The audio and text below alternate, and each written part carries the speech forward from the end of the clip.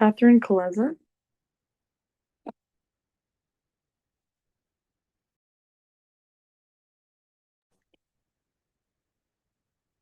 Catherine.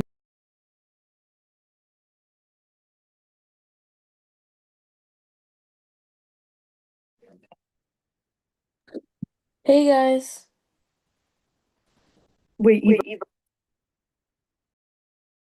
Eva, are you not Catherine?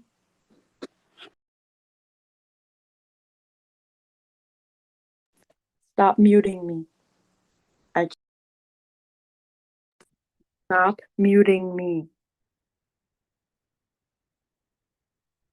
Stop muting me. No, I'm not Catherine.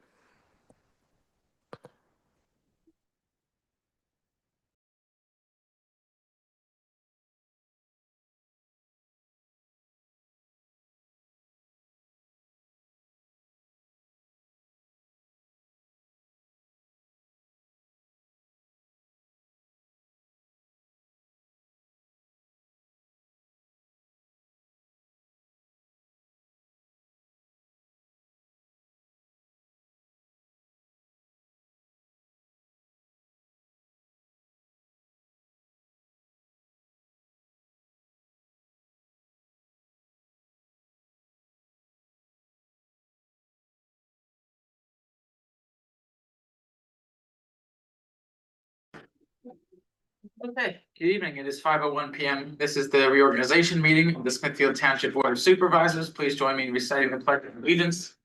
I pledge allegiance to the flag of the United States of America and to the republic for which it stands, one nation, under God, indivisible, with liberty and justice for all. Thank you. Okay, we will entertain nominations to serve as chair of the Board of Supervisors. Do I hear any nominations? I nominate Jacob Pride. By Mr. Lovenheim. Do I hear a second? I'll second. Second by Mr. Albert. Any discussion on the nominations? All in favor? Aye. Very much. Nominations for vice chair. I'll nominate Mr. Lovenheim. Here a second. I'll second.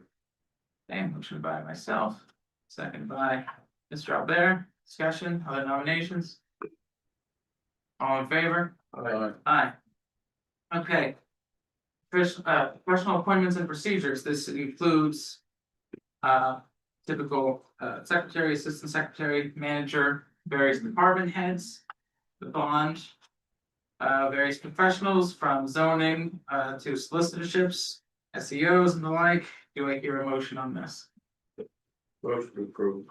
Motion by Mr. Lovenheim. Do I hear a second? I'll second to approve this slate of professional performance and procedures listed on the agenda. Second by Mr. Albert. Discussion? Jacob, I had Sure. Dr. Michael texting me saying that he can't get into Zoom and the me work if the wrong password is on. It's not, it's the same one on the website. And it's, you know, there could be a waiting room, but there's no one in the waiting room right now, so Let's see if this. there isn't, it would show up on Oh, it shows the that. screen, yeah. Any others? All in favor? Aye. Okay, we have consideration for township liaisons, representatives and delegates. These are pretty much unchanged from the last year. We've got council of government. Actually, the only one I would change is I think we listed me instead of Robert for the COG, because Robert goes to COG. That would be the only difference. Other than that, it is Oak Grove, the Minor County Association of Township Officials, the Tax Collection Committee, the county, the PSATs delegates, and the current liaisons, the Parks Commission, Planning Commission, Emergency Services, and PennDOT and JDOT. All right, all motion to approve the township liaisons, representatives and delegates as listed in the agenda. Motion by Mr. Albert. Do I hear a second? Second. Second, Mr. Lovenheim. Discussion. All in favor? All right. Aye. Okay, consider employee appointments and procedures, and ask for a motion to approve these and include under B7, Craig Gracia, who's been with our DPW for the last 2 years or so, just an oversight that he's not listed. Do I hear that motion? Motion to approve. Motion by Mr. Levenheim, do I hear a second? I will second the approval of the employee appointments and procedures, including regular full-time, regular full-time collective bargaining agreement, and regular part-time, and yeah, that's everything. And appointment of supervisor. Was that the next item? That's the next page, the same item. The auditor's supervisor rates and reviewing the rates, raises staff and approving a millage rate for IRS. Okay, any discussion? All in favor? Consider operational procedures. This is the Pennsylvania Municipal Retirement System for us, the collector of the earned income and LST taxes. Appointment of the manager, the designating the financial institutions for township funds, fee schedules.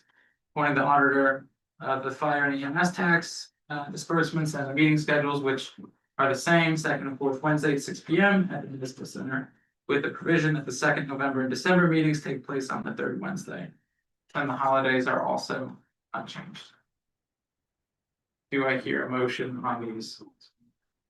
Motion to approve the operational procedures. Motion by Mr. Albert, do I hear a second? A second. Second, Mr. Levenheim, discussion. Yeah, quick question. Oh, go ahead. Yeah, I got a quick question first. Yeah. What's the difference in the holidays for, there's one more holiday in the collective bargaining, is that right? Yeah, At this point, there is no difference. They're the same. we just have to have them separate for, Because of the union, we've just kept them separate. Okay. They were separate in the past and we've made them. So There was a distinction in but the I past. like counted one extra one, but maybe I'm wrong. There was a distinction in the past where Flag Day was its own. No, they look exactly the same, right? Okay. Question the audience. I remember having two. Yeah, I'm concerned about us falling behind on amendments because we have a backlog and we just don't seem to get through it because at each meeting we have discussions on things that sometimes go on a long time. I'm wondering if we should go back to the meeting schedule we had years ago where it was every week. I think we called them work sessions and meetings, but there was one a week and we could approve things. I don't know if we're gonna get through all of this just with 2 meetings a month. And maybe we should do that temporarily until we clear the backlog and then we can go back to meetings twice a month.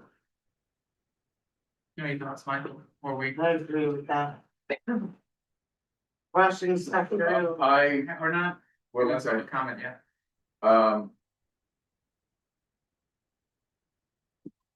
I don't. I guess that's feasible. Maybe we don't need 4 a month. Maybe we can start, we've been doing 2, maybe we can start with 3 and see how it goes. Adding an extra session. It would be good. You want to do one in between the third? Like a third Wednesday? So it'd be the second, third and Whatever works. And fourth. Fourth, We fourth just need Wednesday. more time, I think. So, yeah, whatever works. So good. that's the same time, but for everyone, 6 p.m. I think that's fine. Michael, is that okay with you? Yeah. So The Wednesday's good. we'll say what, 6? Okay. All right, Do we so I'll want- motion to amend. My motion, of number 7J. To 7JA to include the third Wednesday. At 6 p.m. Is that just a regular meeting then? Yeah, I'd like to limit it as much as we can to. Specifically the backlog, if we could, to kind of We can set the agenda. eliminate, well, yeah, that's all I'm saying. I'm fine with that. Robert, will you amend his, or second the amended motion? I'll second. Okay, further discussion? I remember the last year, Parasite was not able to attend the Wednesday meetings. Would he be attending? Or is that still a conflict of I schedule? think we're gonna orient it around that. our goal at this point is not specifically. You know, about that, we will have the alternate solicitor when we need to. So I think that probably he would address some of the items in the backlog too, because we're dealing with everything else. Good point. Today, even our alternate solicitors, now that look at every single township in the state of Pennsylvania, is doing this organization meeting today. So. We I'm have, sorry, I'm not trying to be rude, because last time we had a lot of like important stuff on the agenda. And we didn't have anybody here. So I'm just wondering if maybe we could make it instead of Wednesdays, a different day. So that the lawyers could attend. We're gonna coordinate that with them. We're not gonna amend the motion right now. Yeah, no, I'm just wondering because, you know, last time there was a lot of important stuff. Yeah, but it's not all legal though. That's the distinction. So. But it's a good point, we have to. It is a fit in good their point, schedule. right? I- Thank you. yeah, and luckily as we have done in the past, we can always amend the dates Correct. Yeah, later. I mean, maybe we could do it on not a Wednesday. If it seems to be both. We did have Both of the Tuesdays for a lawyers while. can't be here. I mean. I'm fine with that. We'll have a ratification of the advertisement come the next next meeting, which at this point is scheduled for the 28th. We did previously discuss not having the meeting on the 14th. So this would probably start in February. All right. All in favor on the motion? Right. Aye. Okay, public comments. Generally, we have comment on this and then. And just so you know, it's public comment on the organization. Yeah, alright.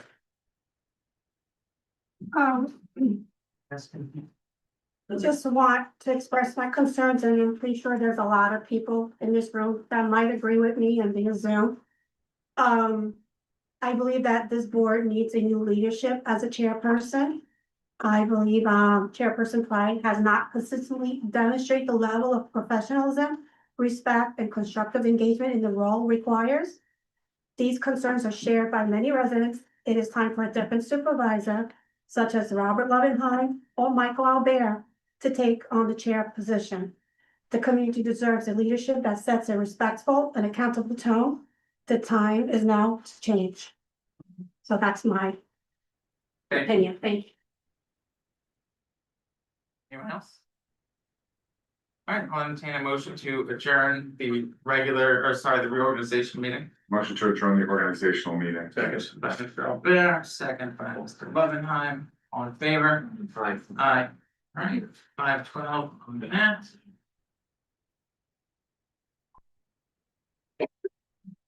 The business meeting. Okay. And give us just a moment, we have to. Yeah, no, I'm gonna wait a second. I'm just waiting for Liz.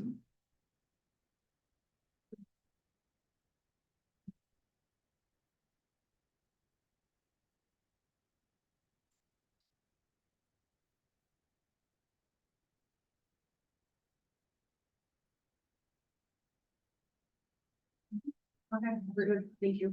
Sweet, okay. This is the regular business meeting for the Board of Supervisors, 5:13. I'll call this meeting to order. Once again, we'll rise for the pledge of allegiance. Allegiance to the flag of the United States of America and to the republic for which it stands, one nation, under God, indivisible, with liberty and justice for all. Members present include myself, Chair Jacob Pride, Vice Chair Robert Lovenheim, Supervisor Michael Albert, Township Manager Julia Halika, Administrative Coordinator Jessica Hodge, and Engineer Melissa Hutchison. Announcements: we had a standing executive session this evening from 4:30 to 4:50 regarding personnel matters. First order of business, the consent agenda, which consists of the December 17th regular meeting minutes to June 6th. 2025 joint work session minutes that previously omitted. Approving the eligibility list for the volunteer service tax credit program and considering today's bill pack with a grand total of $343,657.70. And of which 60% is our regular bond. Do I hear a motion on the consent agenda?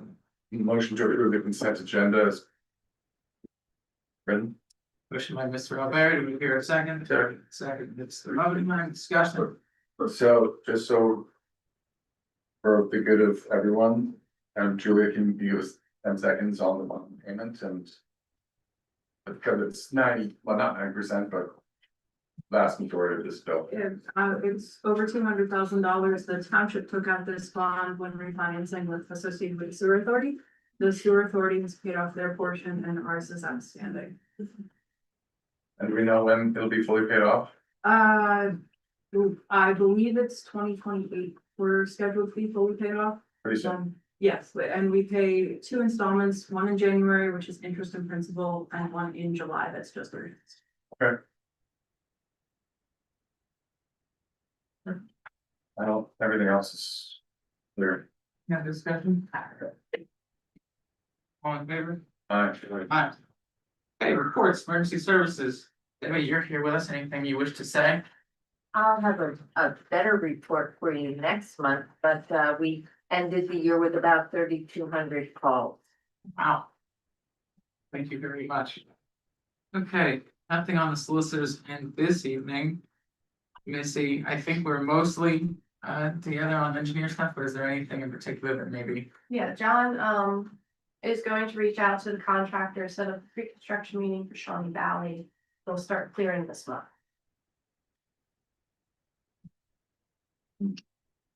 Thank you for the update on that. Mhm. Julia, anything?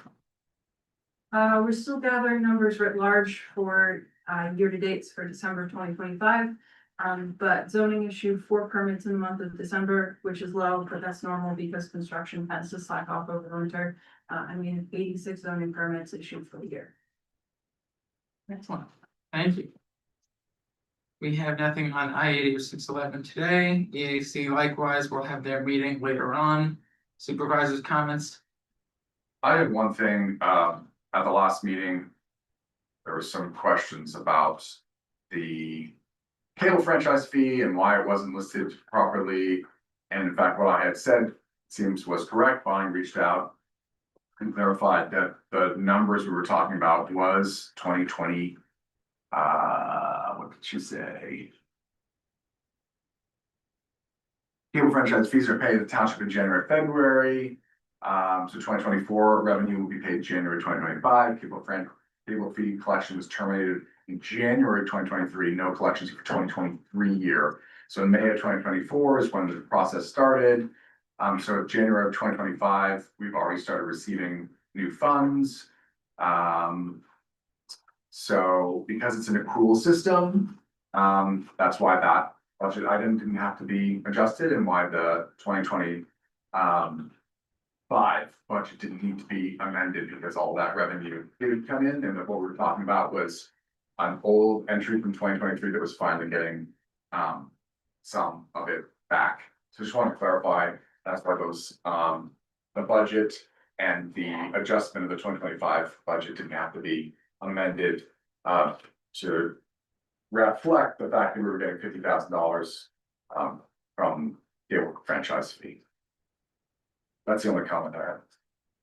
Robert, anything? Okay, just wanted to thank you both for your support as chair. I appreciate the chance to set the agenda and lead with you both. I think that we're gonna have a fantastic year and I look forward to all the exciting opportunities that are yet to unfold. So that's my only comment. Under old business, we have discussion on housing in the township. TNM sent us a letter that had 6 recommendations on housing, and I think we kind of have to pick at least 1 or 2 of these to start that discussion in earnest and make sure that we have a plan of action. So the first was creating a higher density residential district in R3 that permits multifamily dwellings and attached single family dwellings, townhouses on a minimum tract of 5 acres with a minimum density of 5 dwelling units per acre and a maximum of 15. Talked about different ways that you can limit market rate housing. Considered permitting neighborhood scale non-residential uses in that district, so that's those two kind of go together. Modifying the ED zone to permit higher density residential development as a standalone use where the project site has central water and sewer. Modifying the ED zone to allow multifamily and single family on less than currently required 50-acre tract area that distinguishes it from the other uses in which they're smaller. This is a major mixed use development that's referenced there.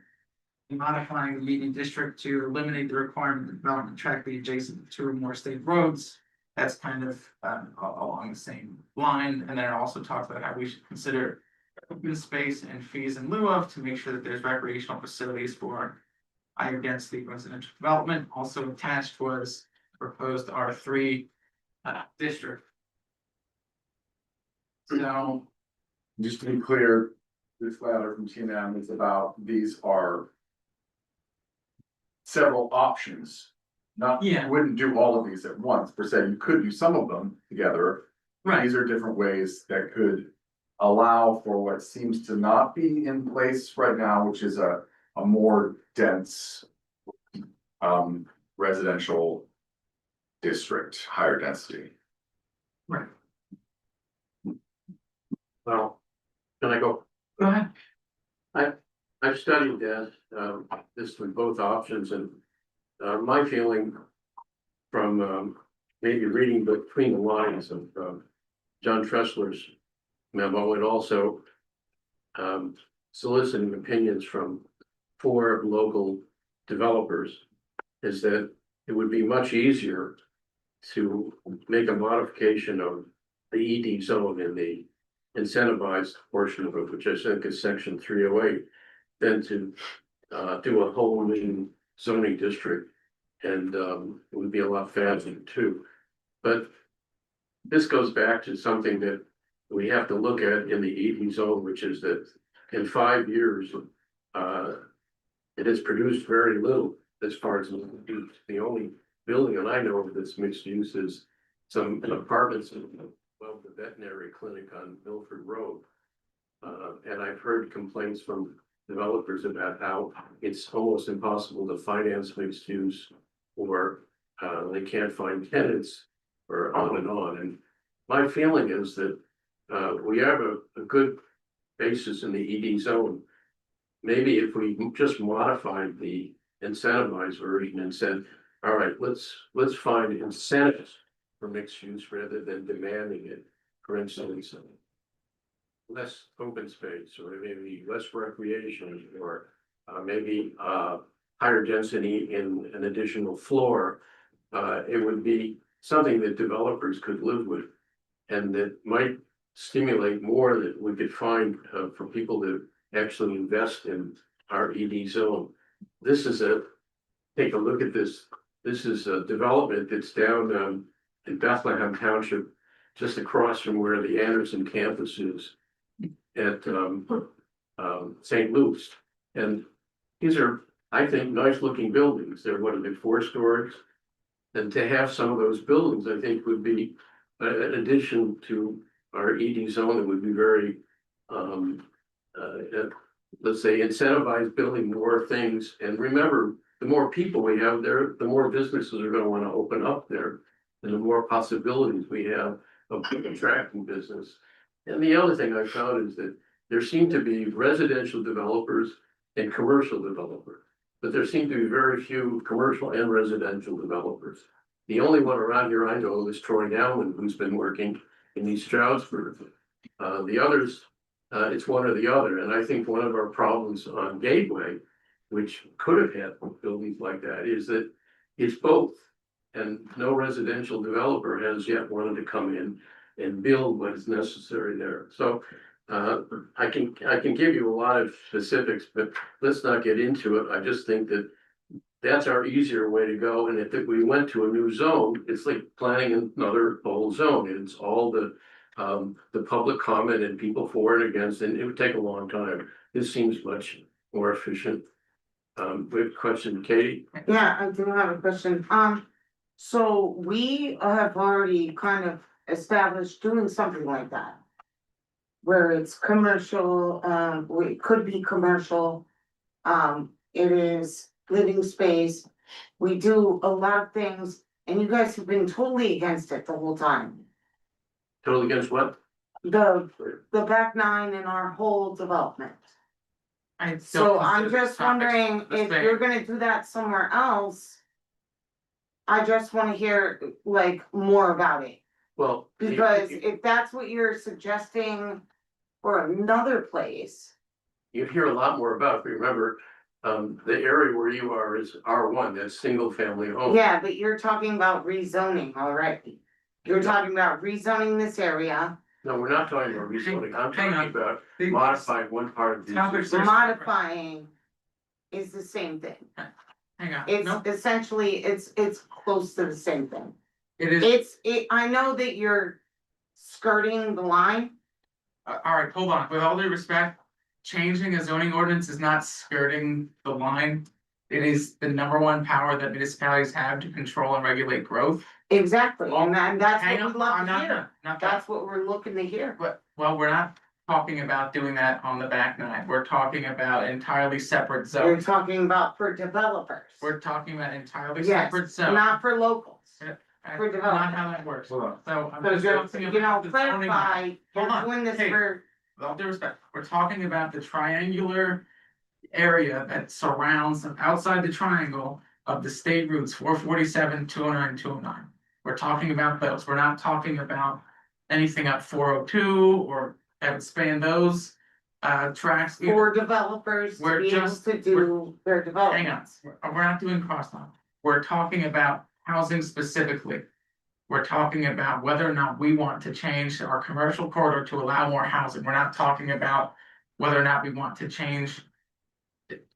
Low density residential areas into commercial businesses or any of the sort. I appreciate the feedback, but let us have our foundational discussion. No, I understand, And then I we'll just let wanna people weigh in. understand also more into it, because I don't know everything. Sure, I'm understood. just trying to figure it out. So, and just to clarify, so T and M have provided a bunch of these options, and they've provided a map where this is potentially where there could be R3, and we're talking about. Effectively where Smithfield Township on 447 goes into East Stroudsburg Borough, which is already fairly dense. Area, and it's sort of, if there's already some other, well, what's called R2. That is pretty much all built out in our township, there's pretty much all the R2. Is not available, in the past, I've said, if we need more dense, why don't we just add more R2? Feedback that has come is that the R2 does not really allow for. Sort of this sort of apartments type. Things that seem to be in demand. My one comment that I wanna say. On this. I agree, I think somewhere in the township, it would be nice to have R3 and an R3 zone. I agree there is a need for this sort of housing. I think, I'm not sure if it's the right place, maybe it is. We know that there's developers that wanna do that sort of thing here, so maybe it makes sense. I would love. Robert, you say it would take more time, but I would personally love to hear from the residents that surround this if we are gonna make such a change. So I think it's good to have that feedback. My one thought on the ED is that, and correct me if I'm wrong, but the ED was created exclusively from commercial areas, B1 and B2. And it was created to incentivize commercial development, adding mixed use as an incentive for developers because the developers wanted to do residential. So my challenge is by saying, well, now you don't have to do any commercial, it sort of defeats the purpose of what the ED was about, which was not just to incentivize any development, but it was to incentivize commercial development. I fully hear what you're saying, Robert, that in many ways, the ED zone was a failure because now my understanding is it comes down to the fact that developers cannot finance these sorts of projects in our sort of area. It makes sense in an urban downtown street and an East Stroudsburg Main Street and the Stroudsburg Main Street where you're gonna have bars and then apartments above, but we don't have that. It doesn't really make sense. But if we're gonna do that, it's not just a simple, well, now let's make it so that you can do residential in any of the ED, because there's a huge risk that we we lose all of our ED, unless we also at the same time take some of our residential and also make it possible to have commercial. I'm concerned we'll lose out on all commercial, and I say that because I think it's important to highlight this. In townships in Pennsylvania, if you have all residential, you tend to have just creepingly increased property tax because of the school districts. More residential means more students. And it's the commercial and the industrial that tend to bring down your tax base because they add taxes without specific directly adding in students. Right. So that is a fact. I'm just saying, so you have to be careful when significantly increasing residential without allowing some commercial, industrial in your township. Well, I'll make two comments on that. First, I think your points are very well taken. I think we not only have to hear from residents on this, we should hear from some of the developers and see what they say and what their feelings are, because they're the guys that are doing it. And the other thing, which has been my experience at least, is that every plan that's made by professionals, let's call it, doesn't really take into account enough the practicalities of someone who's actually putting up the money and building it.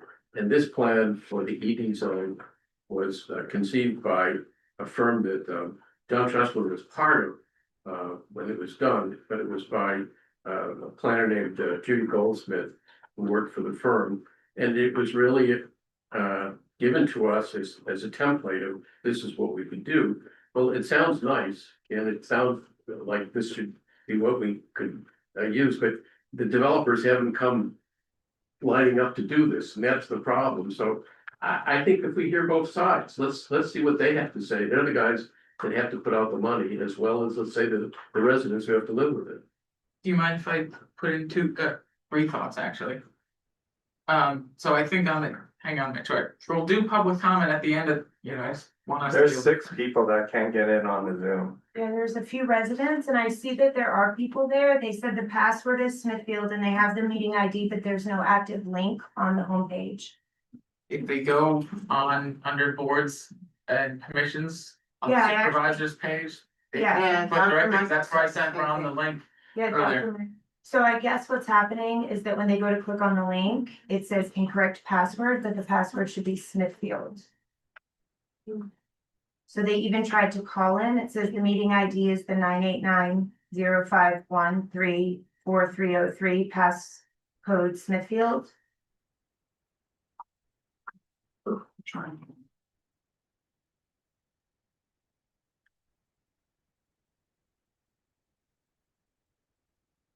The passcode is stated on the website is not Smithfield. That's what comes up when I hit the link under the meeting ID number on the Yeah. page. It says Smithfield I was passcode. there to join it. I Right know. now.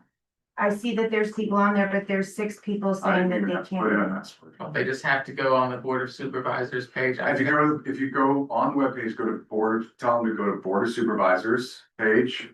Okay, I'm I'm here gonna now, leave here, hold on. right here. Yep, I was also able to get in by following the link. So maybe there's some broken link out there, but So where's the link?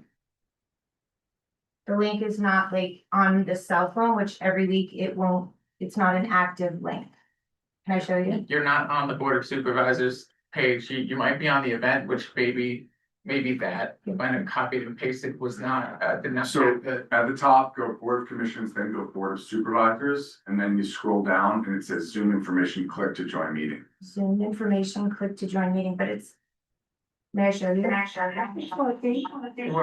no, they're having a problem. Thank you for looking. If I go to the Board of Supervisors, if I go to click to join meeting, typically that's blue, and you just like it's an active link. So, I think, It's an old link or Oh, you something. made. I just think that. Through the cache. Okay. Thank you. It's because we're all on. Yes, Yeah. thank you. Alright, so my thoughts on the intent of the economic development zone. I don't know that I would characterize it, purely the way that you said it, Michael, I think only because. I mean, I wasn't here, No. I was in the planning commission, but I was. Right, oh, Yeah, and so my thought, and I wasn't there at the beginning of it either, I was there at the last 6 months of its development. I think that when the township combined the B1 and B2 zones, which had non-conforming residential or, that type of use before it became built out as medical office zone or boulevard zone.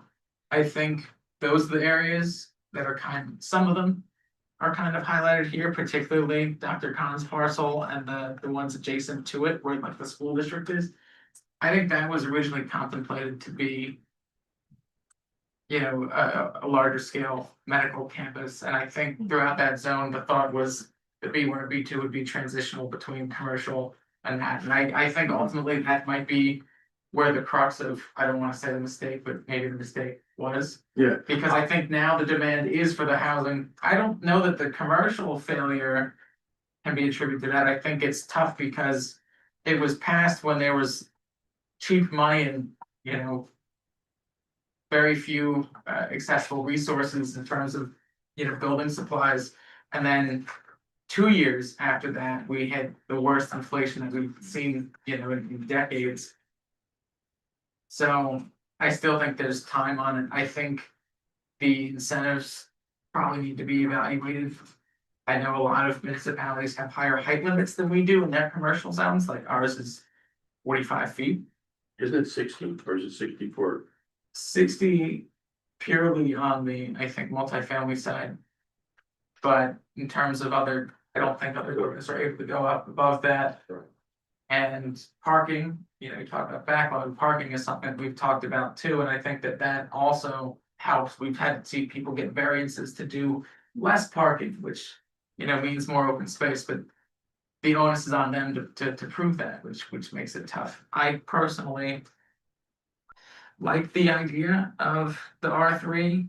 It could be evaluated where it would go, but I think that it makes sense somewhere to have that transition, because I don't want to see that throughout the entirety of the zone, but I also like kind of the scale that John talked about, the 5 dwelling units per acre as the minimum and the 15 as the max.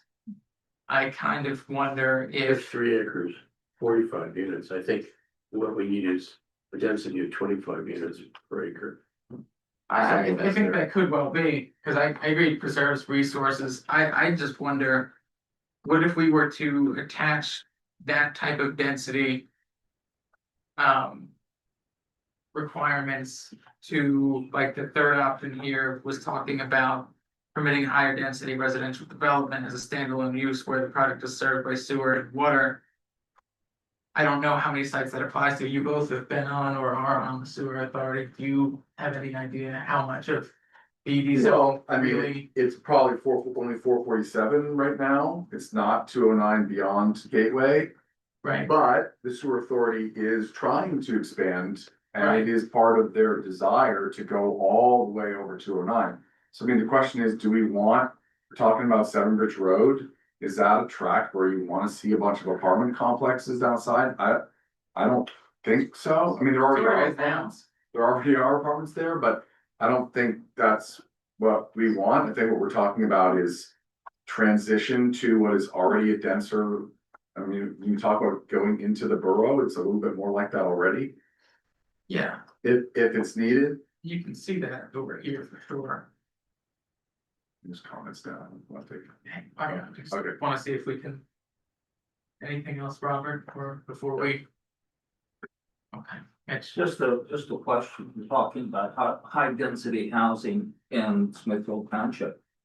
And I'm curious as to why you want to facilitate that. What is the problem that you're trying to solve? And what is the benefit to the township? 3 simple questions. If you have some simple answers, that would be great. I mean, I think there's a lot of people here that want the ability to downsize. I think there's a lot of people here that would like to have their own places. I think that it attracts younger professionals who earn a good living, which is good for their earned income tax base, which we want to become more reliant on in the future. I would certainly like to see you test that belief. do a survey of the residents and see what they want. If you go back to the comprehensive plan, the only formal one that you have in place from the 2000s, one of the primary objectives of the comprehensive plan for this township was to maintain the rural character of the township.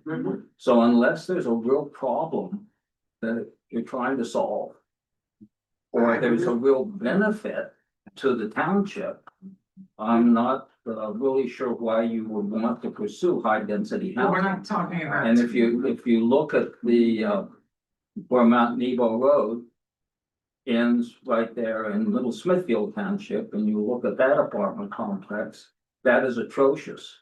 And it has, at least in my opinion, it has caused traffic problems.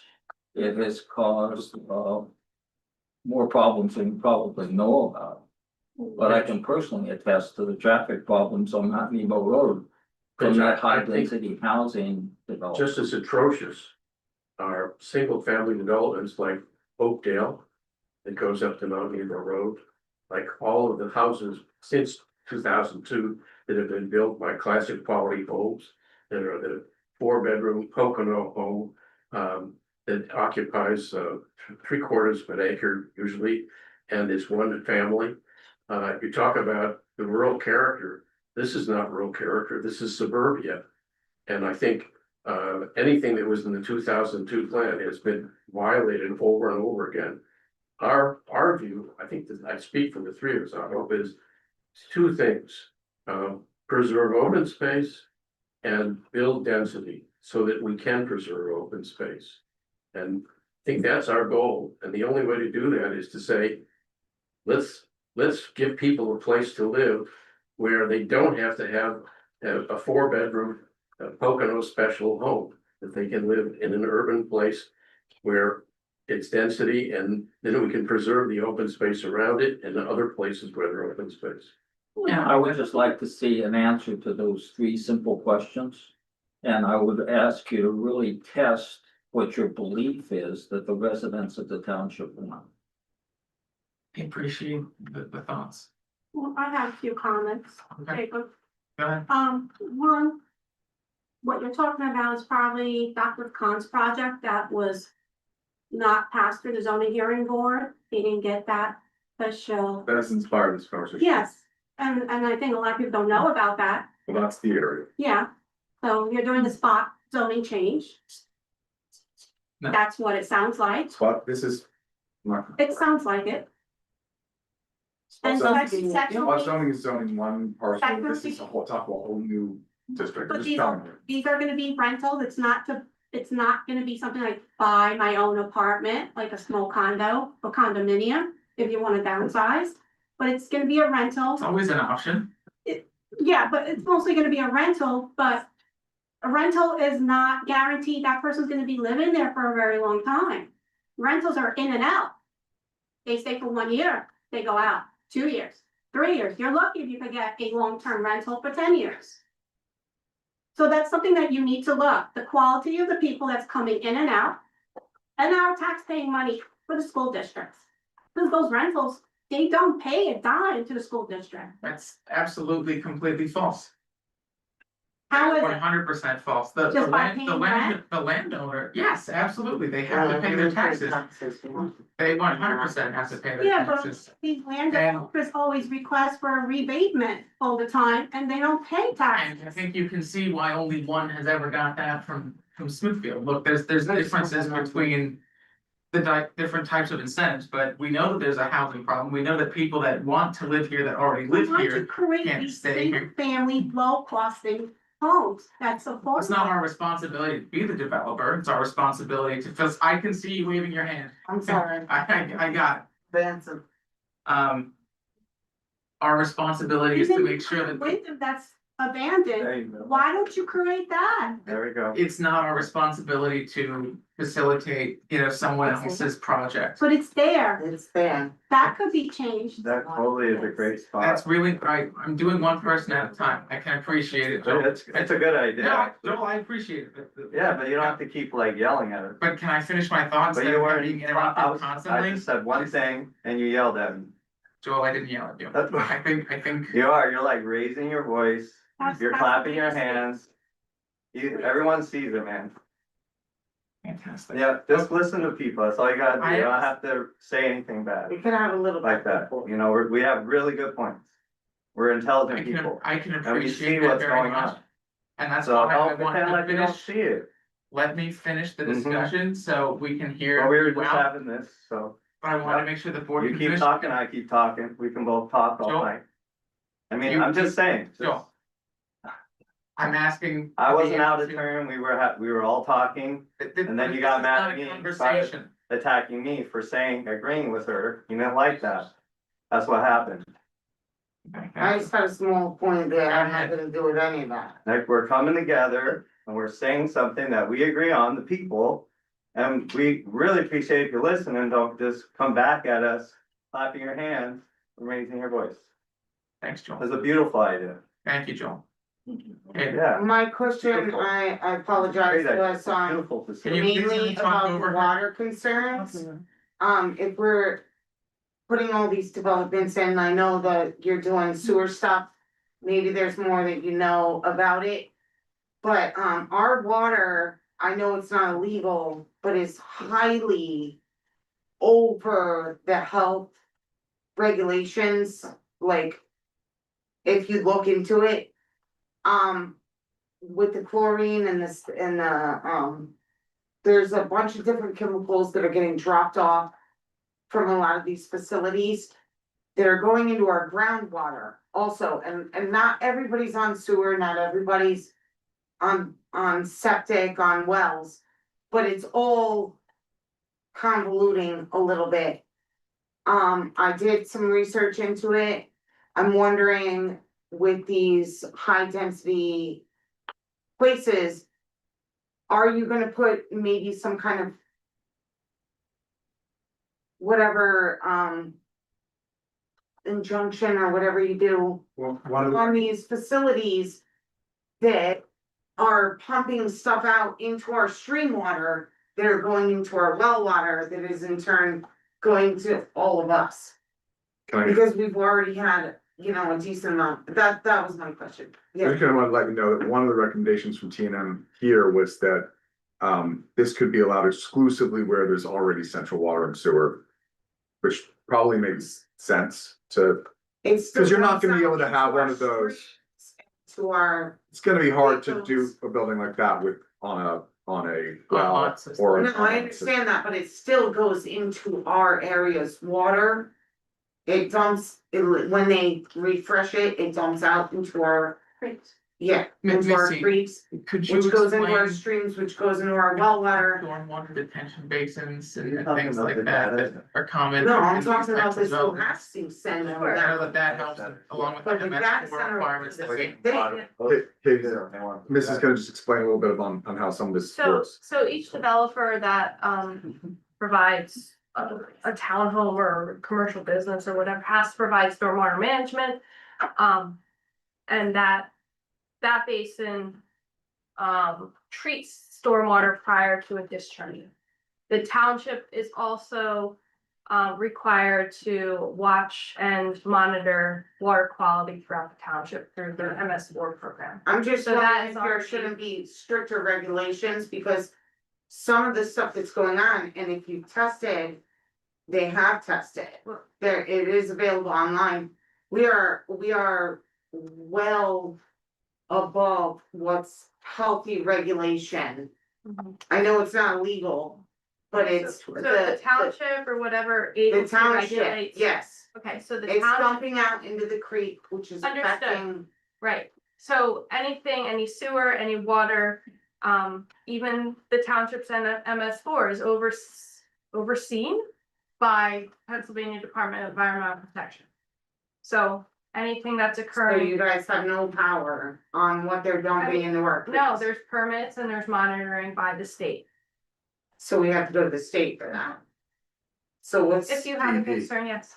So like the sewer authority right now is trying to get permits to extend the sewer, and the DEP is not allowing it. For very complicated rules that you're talking about. Yeah, that's what I'm wondering, 'cause but- I don't know how it works. Yeah, I mean. Yeah, we have multiple sewer authorities in our township that oversee, this work depending on where you are, but ultimately, you're gonna need to get a permit from DEP in order to do these things, and because the state regulates that. And then DEP lets them just dump whatever they want They in our don't creeks. usually let them dump whatever they want, no, it's usually managed, so I don't know which case you're talking about. Direct stream discharges in Pennsylvania, if I'm not mistaken, correct? Yeah, Well, the sewer authorities have direct into stream, but they're all, but it's all treated. But it's treated. Balances, Ours comes out. issues with through wildlife, goes out. stuff going on because of these dumpings. And if you're building more houses on more city water, I'm wondering what kind of regulations you're gonna put in place. Well, the other thing Because is, there's going to be the other thing is that, more of this dumping into our water. the other thing is the sewer authorities, have to issue will serve notices, so if they can't meet the capacity, then you can't do it either. Okay, that doesn't answer my question. What I'm wondering is if there's something you can put in place that they have to not dump their clean water the way they clean it into our creeks and streets. That's not something that we regulate, Katie. That's not a thing, so then we just deal with whatever you No. guys build. and dump We're into our- not building into our anything. water. We only build parks and this municipal building and the Department of And Public you're Works. talking about, high density, like Yes, but we're, higher density housing, right, so which our will response- affect our water. I can appreciate that, but there's distinct regulatory frameworks. We handle the land use side of it. The And then you utilities, just wipe your hands clean when all the water's it's not done. how it works, but look, we're gonna have to move on. I apologize, yeah, I got it, Okay, thank you. I would make a recommendation that, somehow we organize a tour so you could see what happens to the water that's, goes through the sewer system and is Well, clean. I looked it up, I know what happens, I encourage everybody else to look it up too. I went through the tour of the one in, East Stroudsburg. It's very interesting, and, what goes in and what comes out are really, worth seeing. Cause what you see is pretty pure water that comes out that. It's a lot of subject to- chlorine, it affects pH levels and wildlife. Finally, it's subject to, I think, ultraviolet light.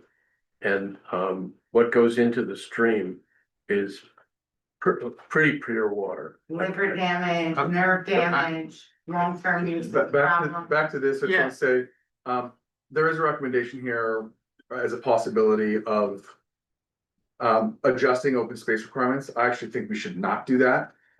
To Mitch's point, and to Robert's point, I do think open space requirements, which we have, are pretty strong, and they do encourage. A rural character, and so maintaining those, while yes, if you take them away, it makes it easier for a developer to do these sorts of things. I think that's one of those areas we don't wanna, change. That was point number 6. That was one of 6 options. I don't know that that one is particularly helpful either. no, I agree. I would like to see if we can get potentially some draft language. I like the R3 concept. I think it makes a lot of sense, but I also understand the current state of where sewer and water, is. I'm just wondering, is there any situation where we think in the ED zone, any other reg besides the central sewer and water that would kind of limit where it would be? Because if we allow it even with, say, a range of 5 to 25 dwelling units per acre, that could still result in the whole thing being taken over. I mean, there's I another don't way, wanna see there's that. another way to do it. I'm just throwing it Yeah. out there. There's another way to do this. If there's a feeling, generally I feel like there's a feeling that 447 maybe makes more sense to add some residential on 447. That's what sounds like I'm hearing, especially if we to the end. Right now, the whole stretch. I sort of agree, when you drive up it, it sort of feels like that's where it's medical. And I can sort of imagine there being some apartments there. I think it sort of makes sense. Yeah. Why not have another zone that is along that, that's not R three. But it's that, that's an EDR, and it's exactly like the ED, except these other things are allowed. Because Good idea. what then happens, it still protects the rest of the township from having too much residential, which it sounds like from the people in this audience is not something that certainly everybody wants. It's certainly something I want to protect the ability to have commercial. I just wonder if maybe that's a view too. It's not really. I think Right, that's a well, great that's idea. kind of what's highlighted in number two, it's just, doesn't have to be R3. I think, like it said, neighborhood scale, non-residential uses. I don't know exactly what that entails. I mean, it's but- certainly not spot zoning to the other concern, if you're talking about a whole swath of the township where certain things are allowed in addition to what is there right now. And if we're talking about a specific type of, denser residential, but, I mean, the other question I have is, if we're not allowing typically, if you don't allow a particular use anywhere in your township, you can be sued and they can do it. So I wonder about that as well. If we're not allowing this type of dense residential, are we at risk of some? I think our R2 could potentially be exclusionary because the R2 there is essentially 2-story townhomes. It's not really apartments. There's some apartments. I like the EDR, I think that's a good idea. Put it down, 447. It's a good idea. All right, Okay. hang on. Again, I just want to make sure that we can give Missy some thoughts so that she can, so that we can finally get this one on the road. I think it sounds like taking a combination of number one and number two, Yeah, but making it, not rewriting the ED, but a Yeah. sort of. I mean, something it's between like the R3, it's just oriented around, ED. yeah. Does that make sense to you? And along 447. I think that seems. Yeah, because I mean, basically, and you probably know a little bit better than me, but I think a lot of that was B1, B2 area. And I just think it just didn't take off. I'm not willing to write off the rest of the E zone. I think that once we get to parking and a couple other things in the next couple of weeks here, I think that will help, but I think the EDR at this point would be good. Okay, Joel. So yeah, that, I think it's cool, like to build some residential. My idea just coming to thought, because I was in New York City where they had like neighborhoods where they wanted to get lower income. And they gave people incentives to move there. Tax cuts, things like that, so they can move into these lower income people, actually invest in a property. Condominiums is a great idea. I think investments, if you do anything, do an investment, don't do rentals. Investments have way higher quality of care by the owner. That's where Things like their that, rent you know, goes just toward things to think eventual about. ownership, right? Just things to think about. And I just wanted to put that in. We wouldn't be the ones developing it, obviously. Yeah, But I mean. ensuring that those things can exist. You can encourage that, you know what I mean? Don't just, like, you can look for developers. Because honestly, the people that invest in something, they're gonna invest in something that the value is gonna go up on it, you know what I mean? So if you organize properly, create, raise an investment for people, it'll all work out, you know? It's a responsibility, not just on the owners, but the township to ensure quality over quantity. Because in the long run, quality is always gonna do better for the land, for nature, for the people.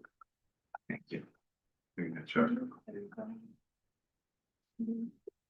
Right. I agree with what Michael's getting at. I think we have the corridor of 447 from 209 up to Portland Street. Particularly the gateway, which, if I'm not mistaken, don't we have some residential in the planning for that community? Wasn't there residential? Yeah. Thank you. allowances?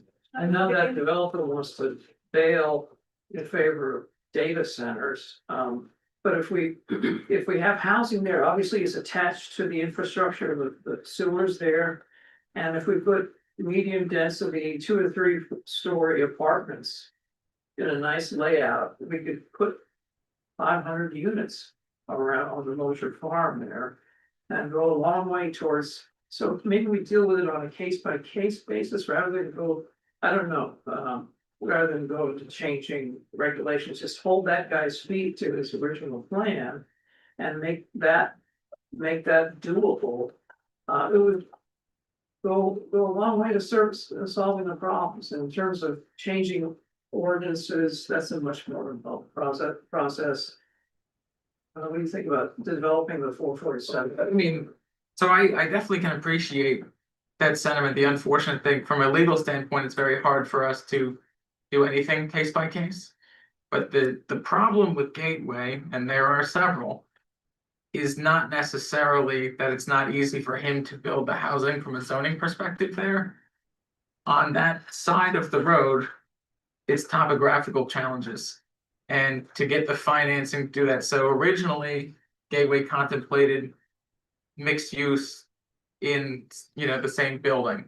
Whereas now the drive, because financing is so hard for that, you can finance commercial and residential, but not in the same structure.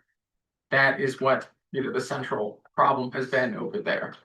Can they flip the timeline? You can develop the residential, and once the people are in place, it seems like the commercial venues on the first ground floor. It's gonna be easier for them to get commercial tenants. The problem is nothing will get added basically until 209 is finished.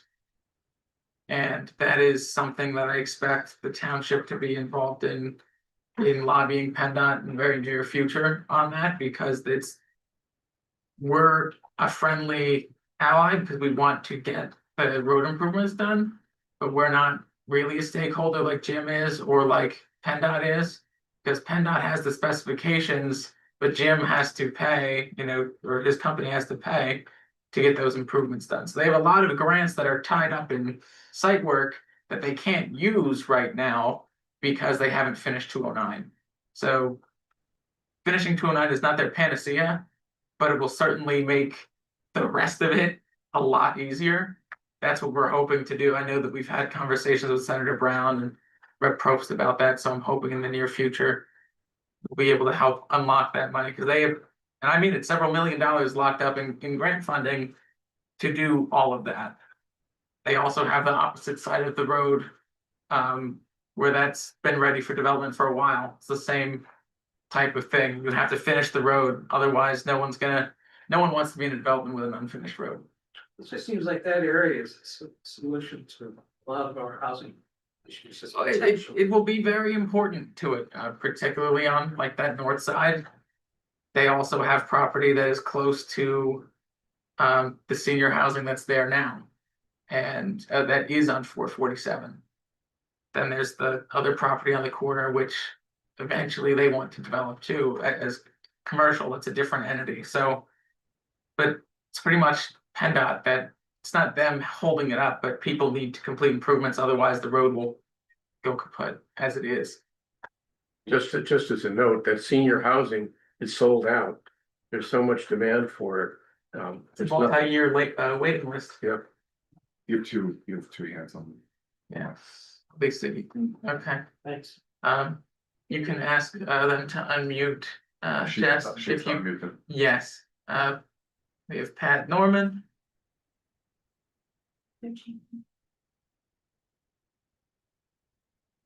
Pat, can you unmute Patrick Norman? You can go. There we go. Good evening, everybody. I've been following this a little bit with this residential thing here.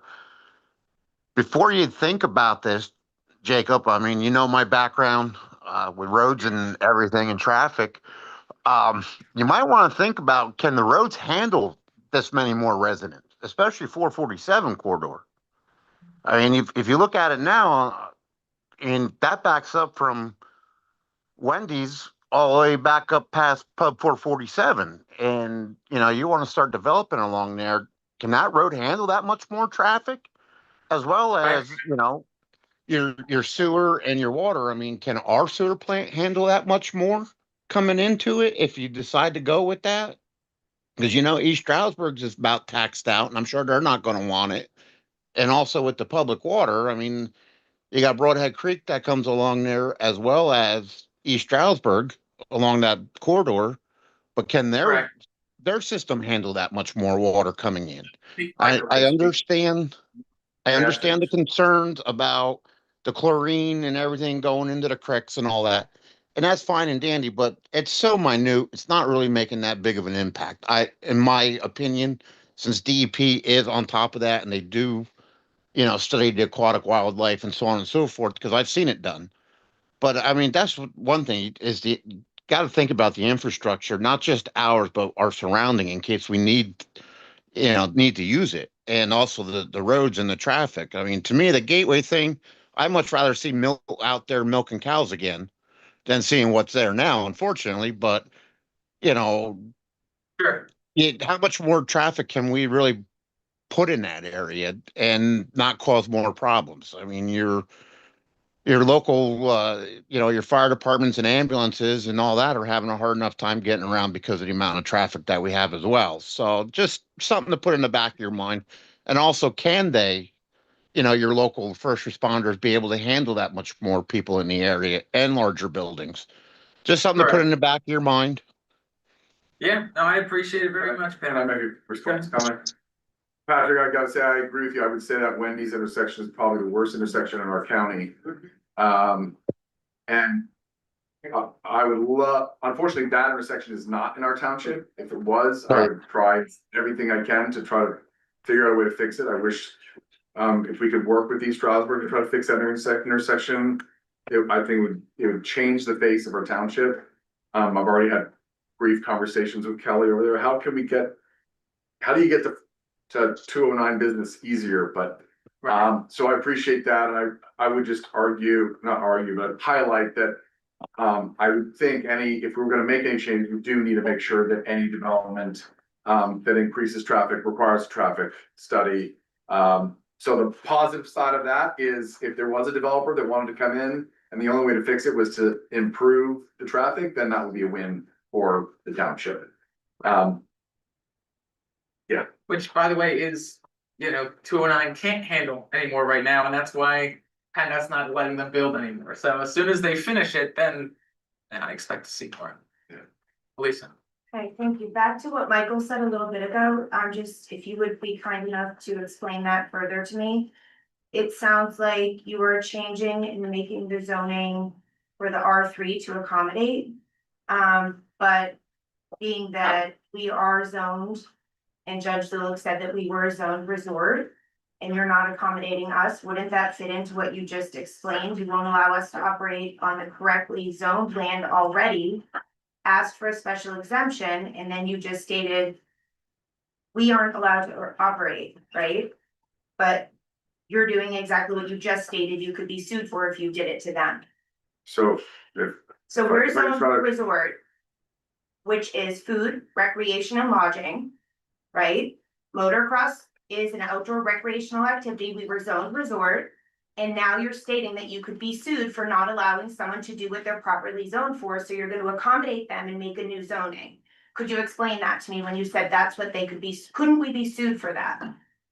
That's what I heard. So if you'd be kind enough to explain that. I'm just getting my thoughts out. So I'm not finished speaking.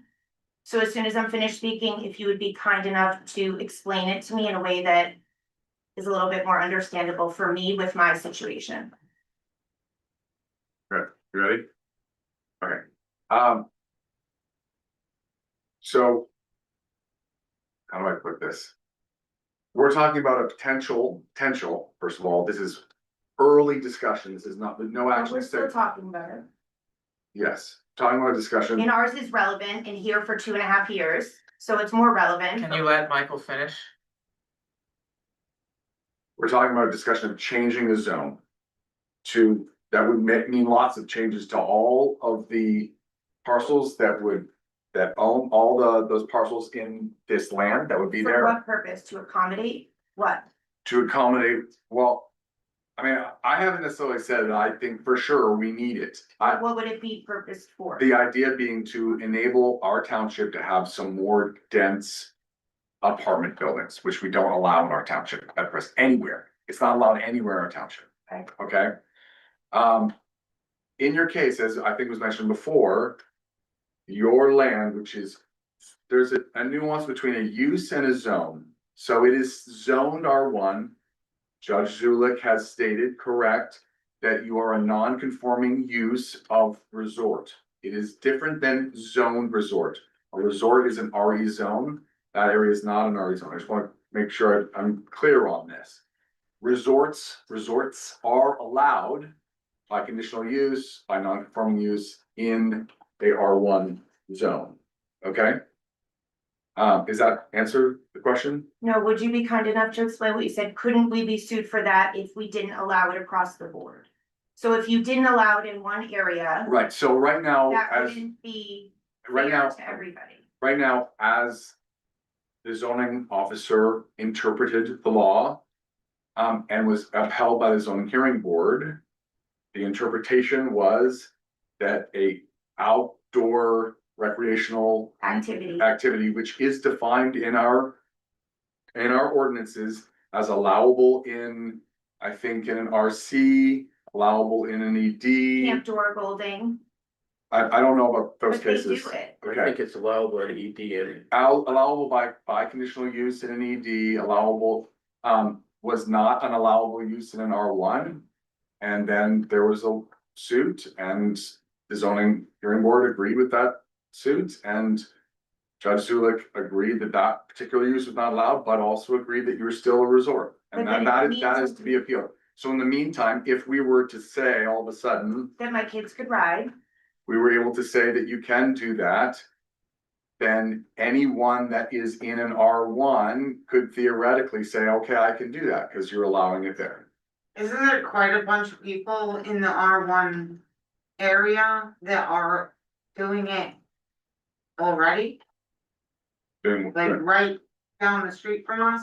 We're like smashed in between a bunch of people who are doing it. No, it's also weird because we have dense apartment buildings on our property. We have several units that are densely located that are connected. We have apartments on our property as well, so that's considered. So they're probably non-conforming, I don't know, I haven't. Yeah. I haven't looked at that. There's a The rich rest of the history resort. in the area The resort. where Yeah, and sometimes. then also. Hold on, no, we're not bringing up anything else. Let's finish this discussion. In our area, a lot of dilapidated, sold, or otherwise inoperable resorts later become apartments. They are retrofitted. Oftentimes it was before zoning, or they were able to get an exception, on like the building code side is probably more common than the zoning side. I just heard you say, just so it's clear, Wyndham, which honestly is good, like has been said, that's gonna be the biggest issue in this township over the next year. Oh, bigger than back nine, you think? There's 500 units that are about to be abandoned. It's, You think they're louder than us? no, I'm just saying it's gonna be a major issue in terms of tax implications, in terms of the risk for dilapidated buildings that are gonna fall unused. Like across the street at the old Mountain Manor. This conversation is germane Okay, all to, right, I'll stop. I just have another question because. we're done with this. No, It's stop. relevant to Stop. this. We're Sorry, done with, hold on. But this is Hold very on. relevant. Unfortunately, we- the back nine is not relevant This to is the about housing the back nine, discussion. this is about the 80-acre parcel that I have with densely located apartments. So the reason that we can have it, and Robert said it's because it's a resort. I heard you say that. What did you say? It's because it was part of the Said resort. it Hold worked. on. You said because it was part of the resort. I heard you. We're trying to have a rational But I'm just discussion. mentioning, the reason we could have those densely zoned apartments is because that specific portion of the property is on an 80-acre parcel right there. That's why we're allowed to have that in the resort. You would not be able to build more though. So under Robert, the why current do we have ordinance. those apartments on I our never property? said anything about Well, You resort. say Hold it's a this resort. I conversation. heard Hold- you. hold- I've been No, listening. resorts are not for apartments. What we're saying is unsuccessful, burnt down, whatever you wanna call it. There's a million different types of resorts in our county that are no longer resorts, like Penn Hill's gone, wiped out, right? But a lot of the ones that remain end up transitioning as a non-conforming use to housing. It's not uncommon. We're not saying we support that, and we're not saying we're going to take a bunch of R1 and then suddenly permit that there. We're talking about one specific corridor at the moment, which has a number of properties. I'm not doing 5 or 6 comments piece. It's not an open discussion. Quick. No, we're done. Katie?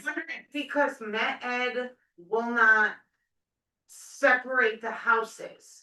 We can't all get our separate electric bills on the property because they say we're resort. We have to pay directly to the entity. So I don't understand how it's both ways. Okay, so can I go now, with what you're saying, can I go now and say, I want my electric in my name and I'll pay directly We to don't- the electric? We don't regulate that at all. That's But you Pennsylvania. do, because you're the No, we- township, and that's. Contrary to like, what that everybody is thinks, completely- we don't decide No, everything. I'm just saying, because you can't have it both ways. It- It's either a It's resort or it's not- not. it's- I can't get an I'm electric not bill gonna with my name. continue. This is getting out of hand. We're trying to have discussion on housing. We're not talking about We are everyone's talking personal about issues. housing. But And we're talking Katie's about housing and Med Ed It's problem on is track. not relevant What to you're talking whether or not about we're is zoning modifying 447. zoning to help whatever you wanna do to create more housing. Right? And that's exactly what we're talking about. So I'm, It's the can same, I ask you a question? yes. Just to see, sorry, Jacob. Go I ahead. mean, if are you legitimately right now, cause I don't want every single conversation about every part of the township to be No, trying I'm to make it about that. legitimately I'm asking just trying to, questions. so I'm curious, I mean, is there a thought that area of that, like the Marshalls Creek makes sense for denser residential? I don't know the answer. I mean, I think Mitch's point is valid. I think we are talking about a kind of a significant change, and I think it bears having a look at the township overall, where if there truly is a need for denser residential, which I actually do think there probably is to some degree. I don't know how big of a need it is. Where does it make the most sense? Is it here?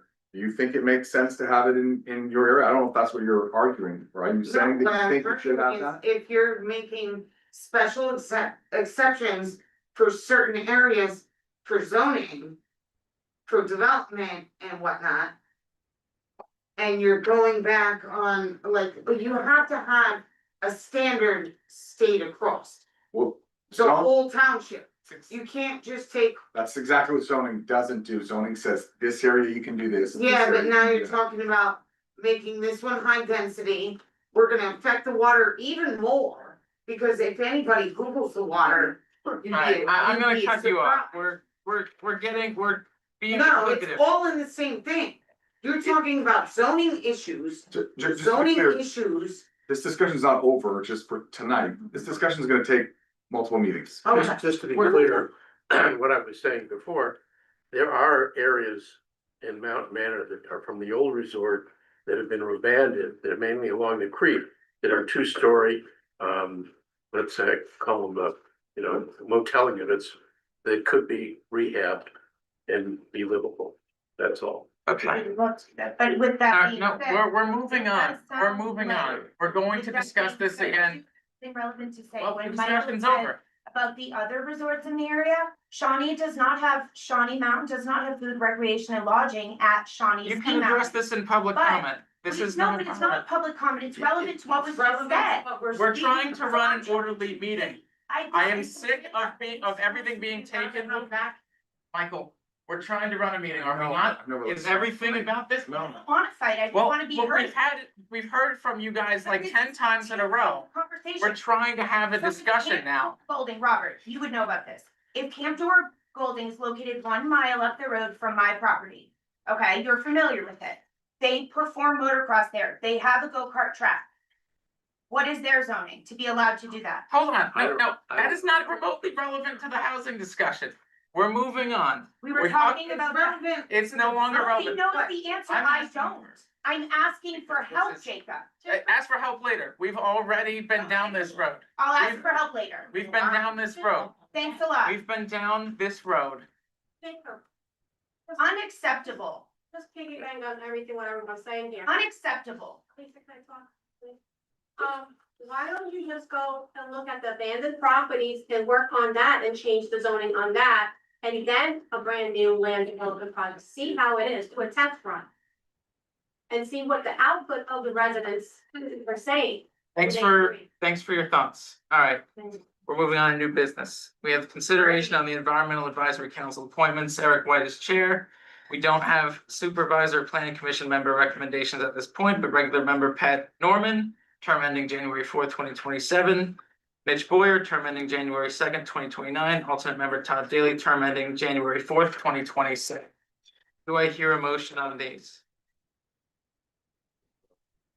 I'll make a motion to approve, but I have some comments. Okay, Mr. Levon, do I hear a second? I'll second. Second, Mr. Albert. I'd like to know, I mean, I have great respect for Patrick Norman, but how was he chosen to be the new member of this committee? We're choosing right now. He went through the process and. Well, what is Alex the interviewed process? him? I didn't know anything about it. I've never received anything about him or any kind of resume of his. What's the process? Well, I thought Alex sent recommendations. These were amongst them. Pat, worked with us in the past, and I think that Wait, he's wait, got. wait. So you made the decision, or was it? I put Pat's name on. Because I know that Alex Jackson interviewed people, Yeah, but this is the first I've learned that it's now Patrick Norman. I mean, I never received anything that was about him or about the other candidates. I know this from my time on the Environmental Advisory Committee. 3 people had applied, Alyssa Byrne, Katie Machowski, and Vicky, I'll pronounce it hopefully in Turkish, Ozun, right? Thank you. And they've been at every meeting that we've had this year. And I've never seen Patrick Norman there. So at least I know that they're very interested and engaged. Why were they not selected, or what's the process? I don't understand what the process is of how we got to Patrick Norman, even though I think he's a wonderful person. Can you explain that a little? well, Alex made recommendations. Pat was among them. I don't have any of that in front of me. We can table it if you want. I'm uninterested. I think we should table it so we can, Michael, have you seen any of this? I haven't. I know most of these people, but I have not seen Alex's recommendations. So maybe what I'll do, I mean, I think we can, I don't want to stop the AC from functioning. Correct. And I think, I mean, Eric's been on it already, Mitch has already been on it, Todd's been on it already, right? Yeah.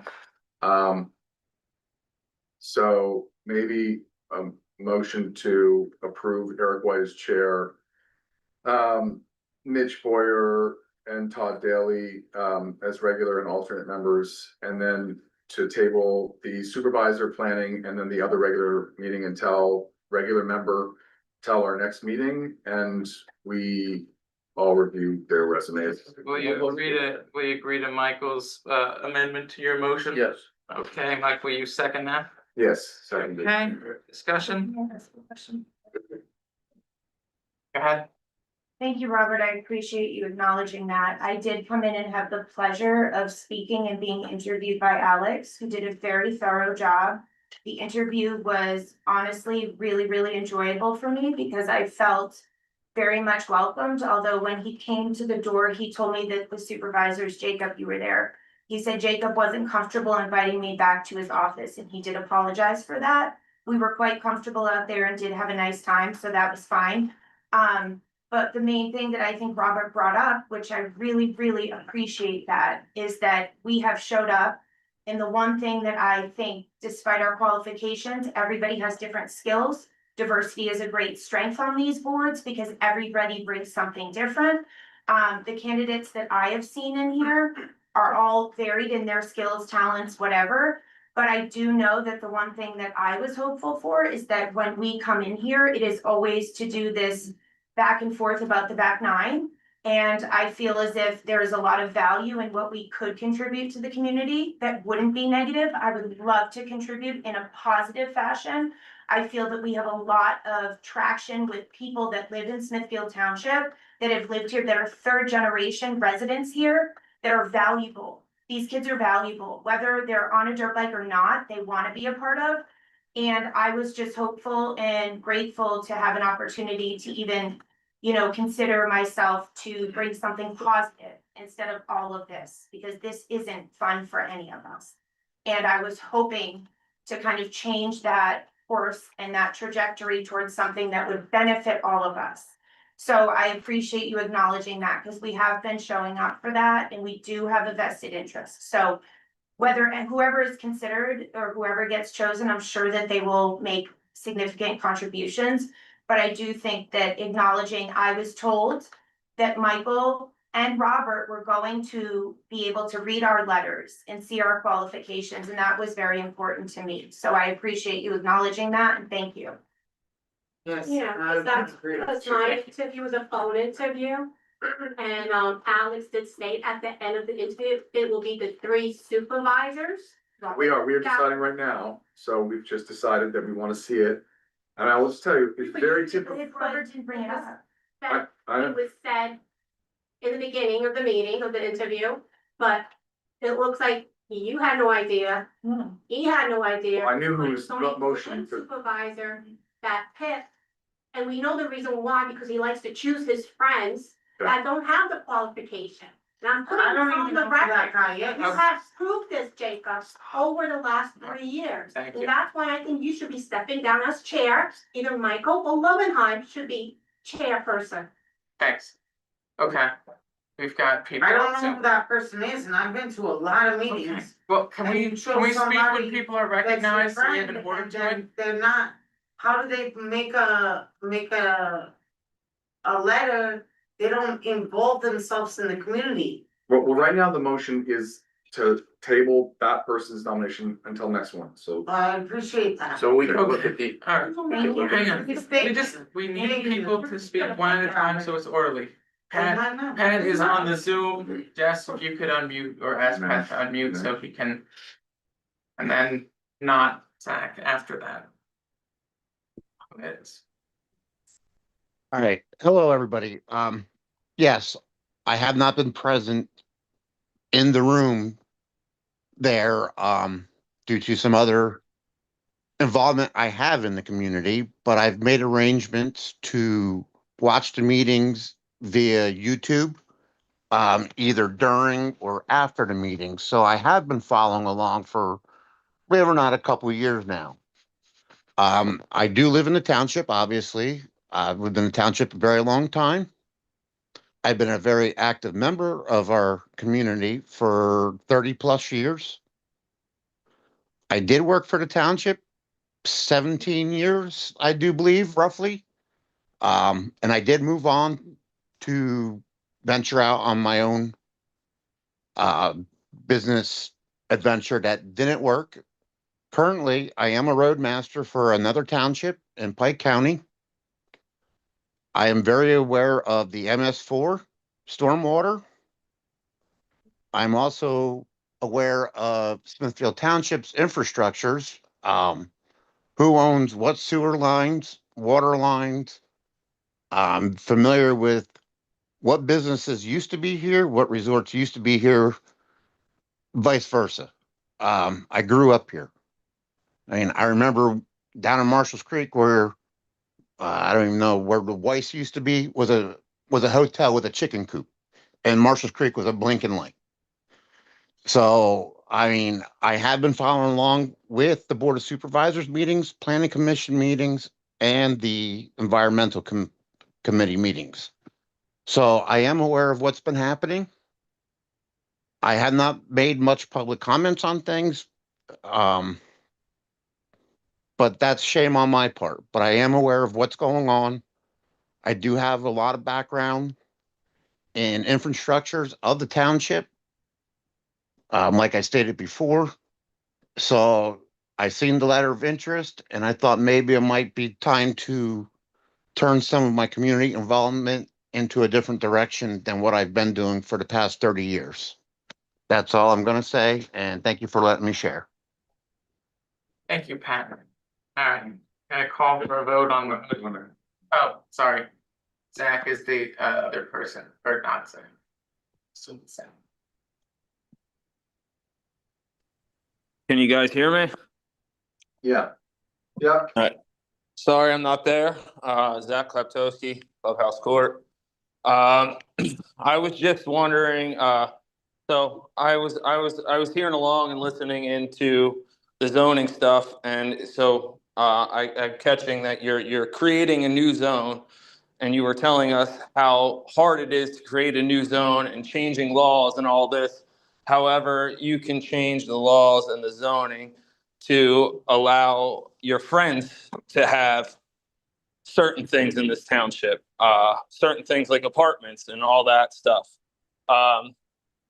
It's very obvious, you know, if you're friends with Jacob or Robert, you get, you know, special treatment here. And when you get that special treatment, you can, you know, then have laws changed after you, or ordinances made, because we all know supervisors can't make laws or change laws. They can only make ordinances. And you're going to get an ordinance specifically just to allow apartments in a place that they're not allowed.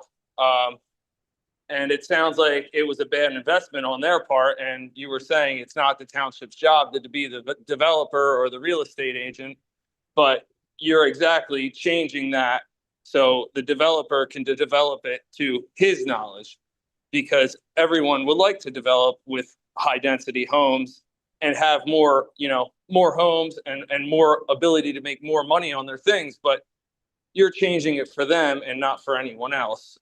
Essentially, you say it's for the greater good, but that's, you know, up to you guys to decide whether that they get that zoning, because it's a new zone. So in order to get that zone, you have to be friends with Jacob to get that zoning, because you're not now grandfathered into that zoning because it's never existed before. So, and Robert did hit the nail on the head. Places like resorts, old resorts like Mountain Manor, are allowed to have high density apartments. And what more makes us more of a resort than that? I mean, we haven't had any, you know, it's been a resort since 1953. And obviously Robert knows that and is saying, well, they're there because that's resort zoned exactly where it should be.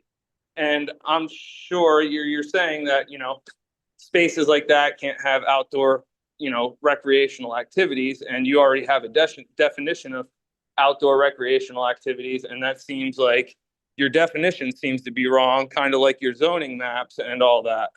And I did bring this up, and I'm not sure if this is public comment yet, so I can wait to public comment to keep continuing that comment. But this comment was for a past thing. I had my hand raised for a pretty good time now and was ignored. So I'm just touching on that. And if when public comment comes back up, I'd like to talk then too.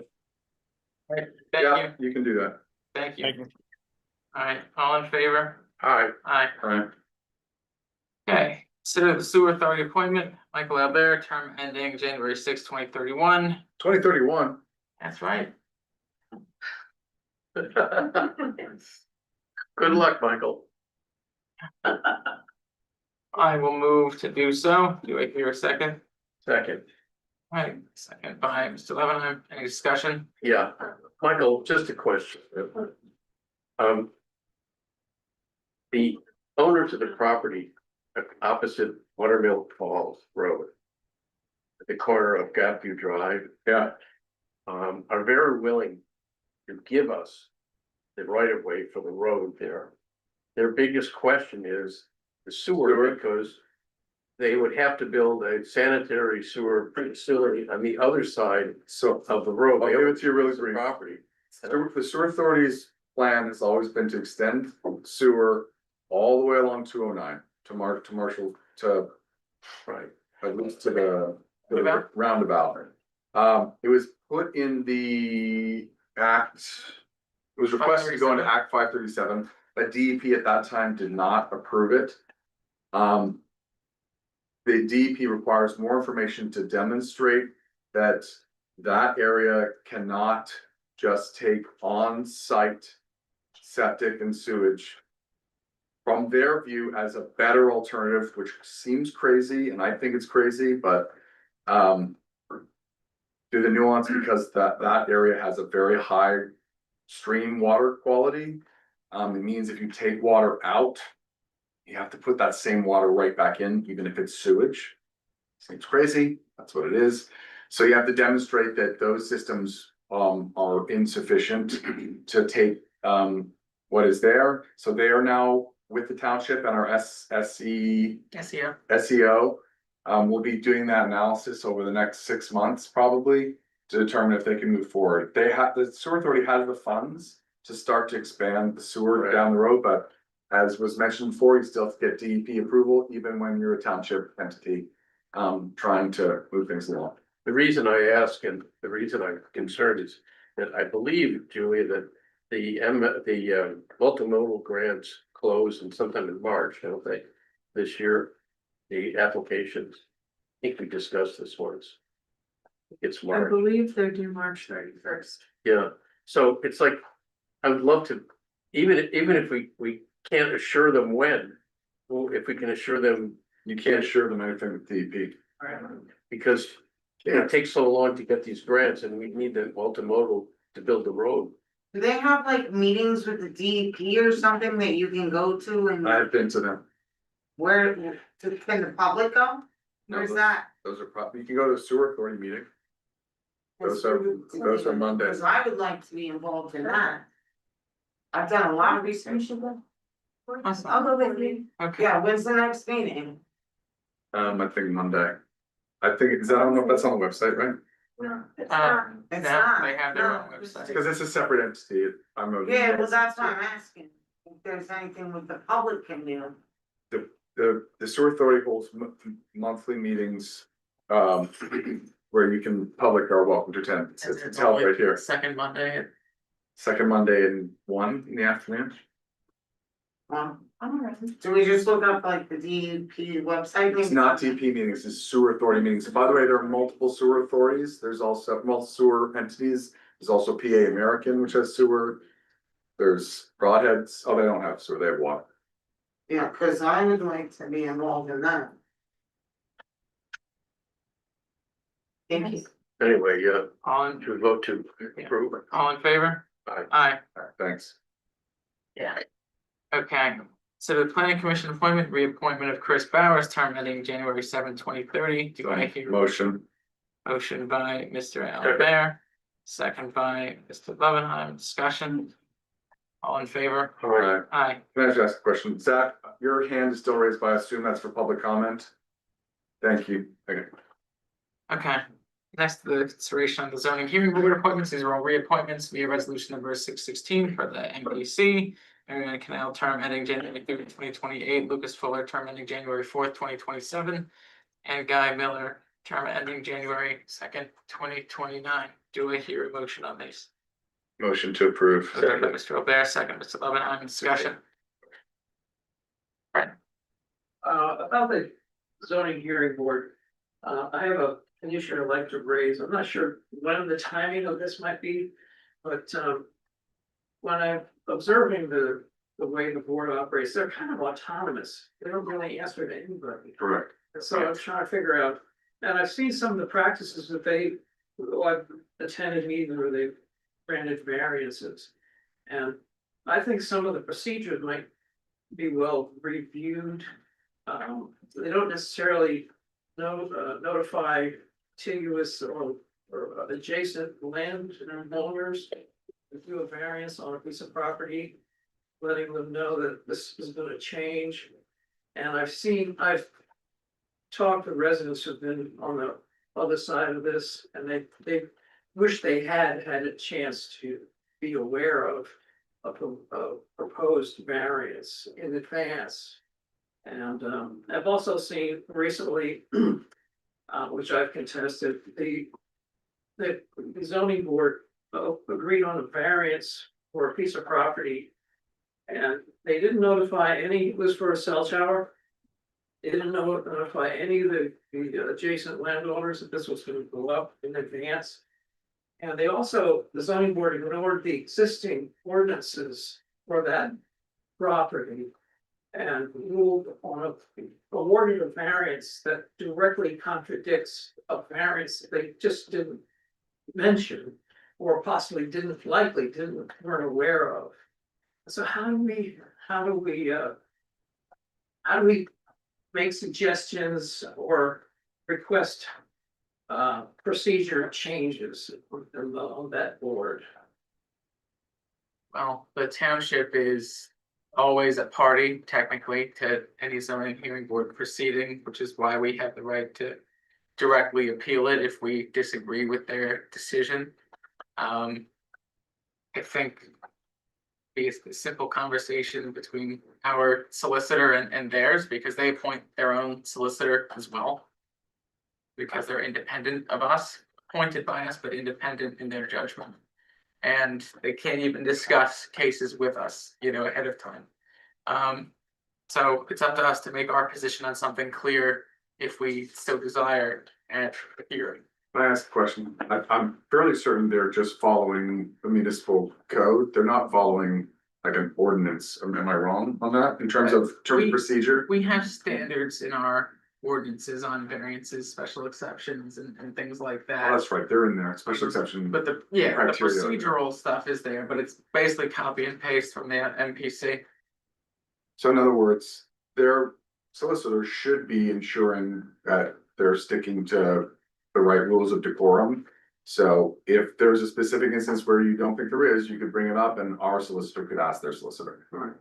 Well, I've appealed the decision, and by legal means, they were able to nullify my argument. I'm not a lawyer. I didn't know all the things that you could do legally to argue a case, and but I'm hoping that it's gonna come before the planning board. Yeah, for the land And development. to you guys, but in this case, they definitely just didn't pay attention to a zoning ordinance.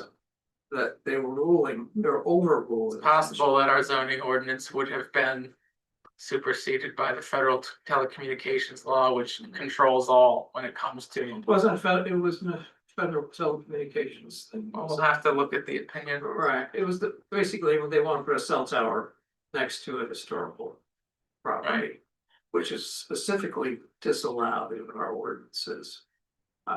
And I don't think they even knew about it. Anyway, but mainly allowing or notifying residents that their land value will drop or they allow a variance. I think that's unfair. So they were turned down by the township and they went to the zoning hearing for it? No, cell tower, they solicited variance, were granted one. Yeah, I talked to all the. On height. Right, I talked to all the residents and nobody knew anything about it. And one of the residents was protected by a zoning ordinance. You can know that.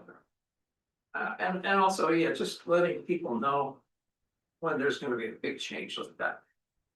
We'll take a So this look is at. not the time, how should I?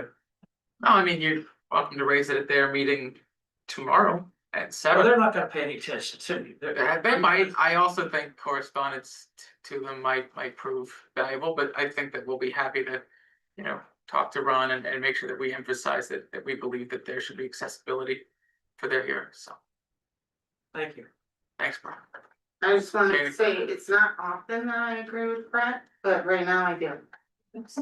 Oh, beautiful. I'm so happy.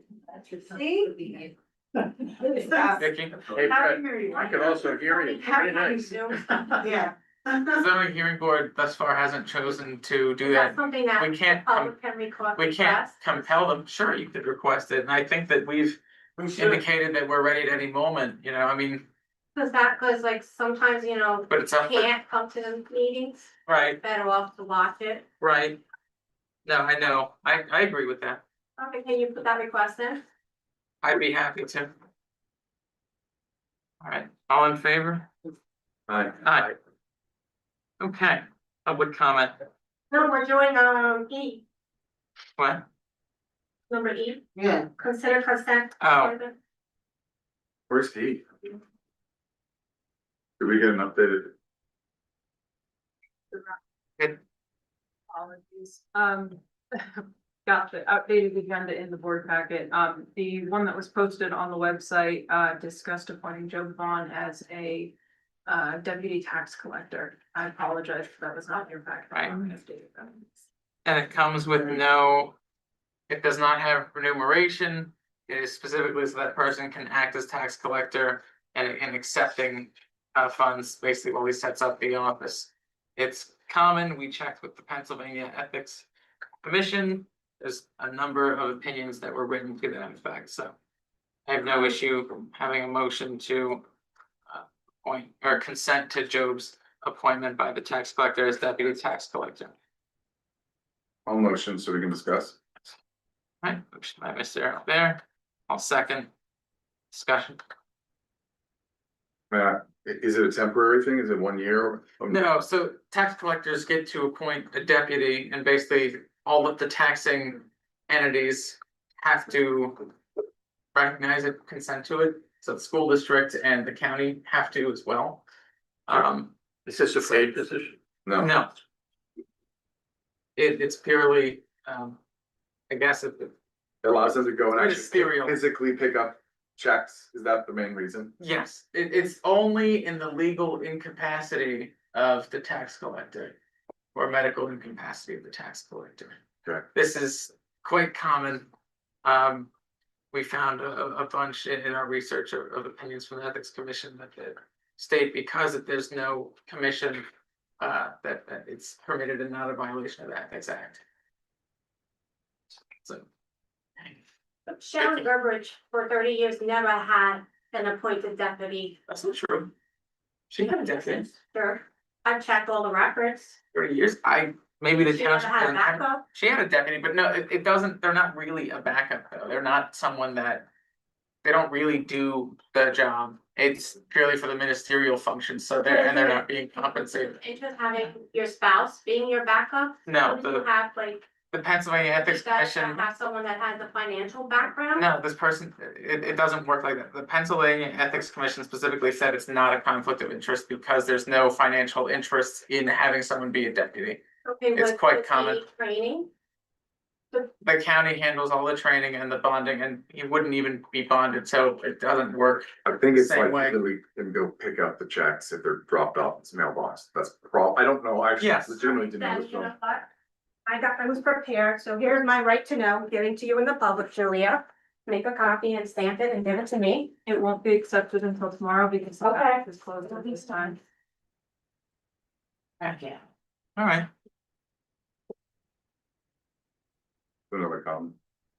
Joe, So that position, the deputy, is that like it creates a convenience for the tax collector correct. to not have to go get the checks basically and be the deputy? No, it's only in their incapacity.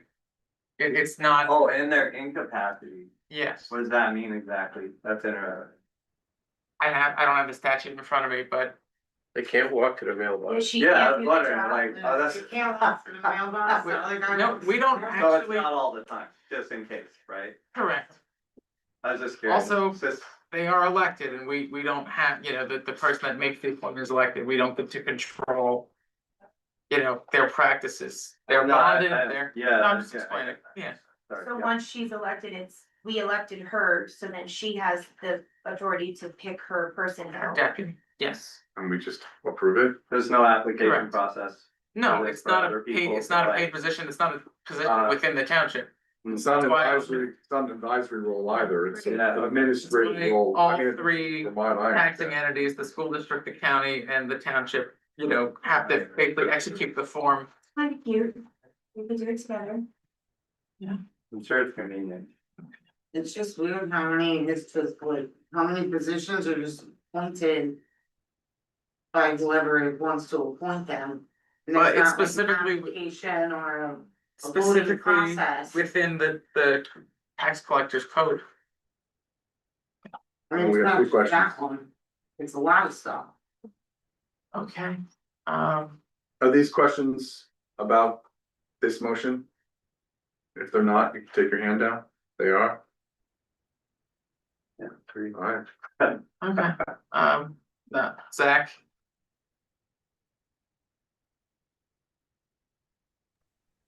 All right, can you hear me? Is this public comment or is this about this exact motion? Cause I heard it was public comment. This is about this motion. We'll get to public comment in a moment. All right, sorry. All good. Kelly, Lynn?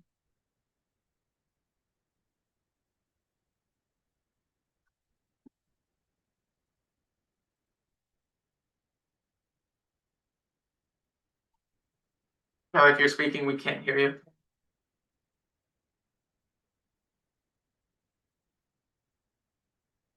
You can put about Judy. Yeah, okay. Judy?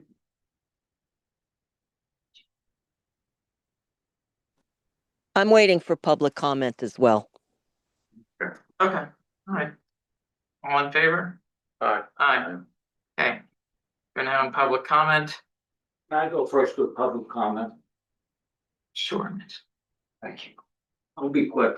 I want to make 2 quick points. I think the issue that you're dealing with, for high density housing is one that is of extreme importance to the township. And I just want to reemphasize that I think as the supervisors, you have the responsibility to make sure that you know that there is a problem and that you're solving it. And you know exactly what the benefit is to the township, to the point where you can convince the residents that there's a benefit and that you're solving the problem. It shouldn't be based on personal preference. Ideally, you would consider the input of the residents as well. So that's the first point. Second point is, I want to compliment the township on the development of the monthly newsletter. It is beginning to be a very useful communication vehicle. And so I think that you should all feel good about that. And I would encourage you to continue to expand it and to develop it. I would also encourage you to, as Jacob and I have talked about, expand the email list that goes to. If we have 7,000 residents, we should be getting to at least 75% of them. And there's a good way to do that. And I would encourage you to develop that list as quickly as possible, because that's going to be the vehicle for you to get all the good information about what's happening in the township out to the residents and allow them to participate. That's it. Thank you. Thanks, Mitch. Thanks, Mitch. Zach, did you want to go? Yeah, she's gonna. All right. Can you hear me? Yeah, yep. All right. So, Zach Kleptowski, 109 Clubhouse Court. So I've been listening to this, and it's obvious that most of all of things that go on in the township are mostly beneficial for Jacob, whether that be for his financial status or for his friend's financial status and getting stuff. I brought it up at the last meeting. It's kind of weird that you get, $2,500 to be a supervisor, but then you can appoint yourself a job and appoint yourself a position to then work full time as a township employee, when I'm not even sure that position that you're doing is really honestly needed by the township. I just think that's a double-edged sword, and that's double dipping for a township supervisor to be able to, essentially give themselves, a high paying job, because it's not exactly a low paying job that you're giving yourself. It's not a low paying job that you give your friends. It's all relevant and makes everyone's, taxes go up. And, instead of hiring your friends, it would be more, community oriented to maybe hire some police for Marshall's Creek area, maybe. Exactly not the safest place I've ever lived in my life. And instead of, exorbitant, costs for, unneeded positions and positions that were created by township supervisors, I think we should, have a vote on these positions that are being created, one. And I think a better, use of money would be, you know, something that would benefit the community more than any of these positions, and these self-appointed positions would be maybe a police force. I know Marshall's Creek's really needs police, and the fact that we rely on the state police really puts us in kind of a shitty spot.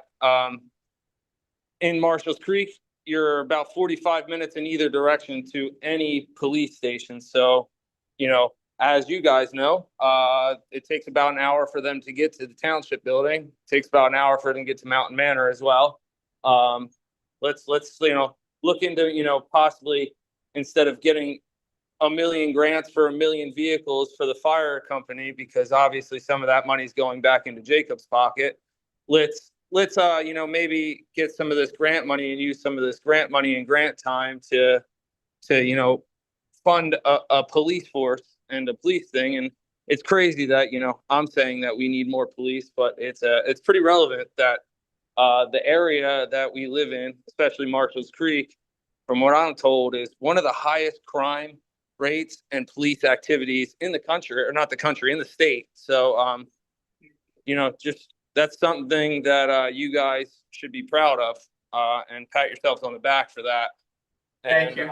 I also looked in, and I talked to Michael about the zoning of Shawnee and how they don't have lodging there available, and their lodgings, you know, a 5-minute car ride down the road. I was just wondering where we stand on what you said you would look into it and get back to me. So I was just wondering if you looked into it and got back to me, Michael.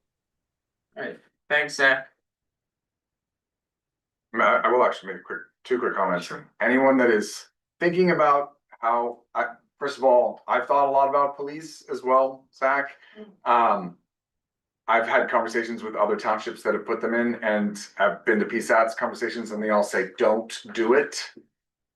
If you don't want your tax to go up, it will triple the cost of your taxes. 100%. So just think about that, and it becomes unwieldy, and the challenge is they still can't enforce, or can they enforce state laws? I'm not even sure they can. I mean, yes, but it becomes nuanced because the state police can still be involved.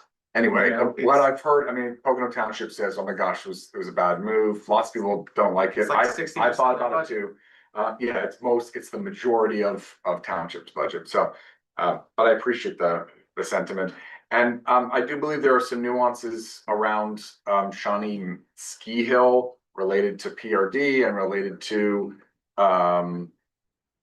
non-conforming. I think that there's Julia was gonna get back to you at some point. I just think because of the holidays, it hasn't happened yet, but I did talk to her briefly, and Yeah, we're still looking into it. Oh, I did on that topic, Julia, I did Well, do you file, want this to be your public comment? I was just commenting on that. Okay, well, we're doing public comment. So if you want to, you can, but yeah, Thank you, Annie. there will be more coming on that. I did write to no request on that. okay. Kelly Lynn, want to try her again? I don't know if her hand's still up from before or not. Kelly?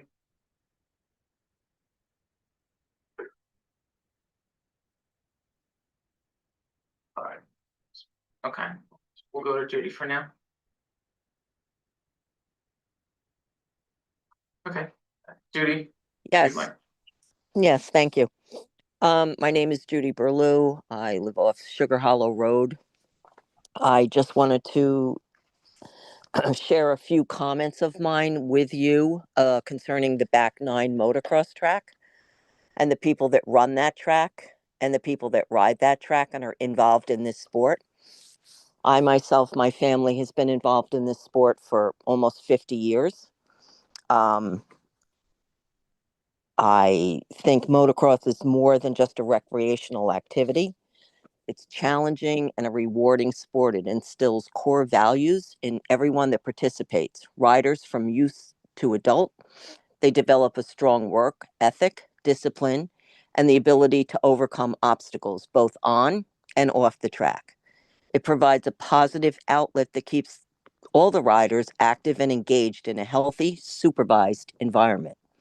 Our local motocross tracks and events foster tight-knit, family friendly. And I can't express family and how the relationships that are formed, bringing people together with a shared passion and encouraging mutual support and respect with a healthy competition. Furthermore, these activities contribute to the local economy. They provide a valuable recreational option that enhances the quality of life in our area. So, in a world filled with distractions, drugs, problems, motocross offers an engaging and character building activity that builds confidence and lifelong skills. I'm asking you to please support these initiatives to open the backtrack up again and promote this sport. It's a wonderful, wonderful arena. And thank you for your time. Thank you. Okay, Brighton's iPhone.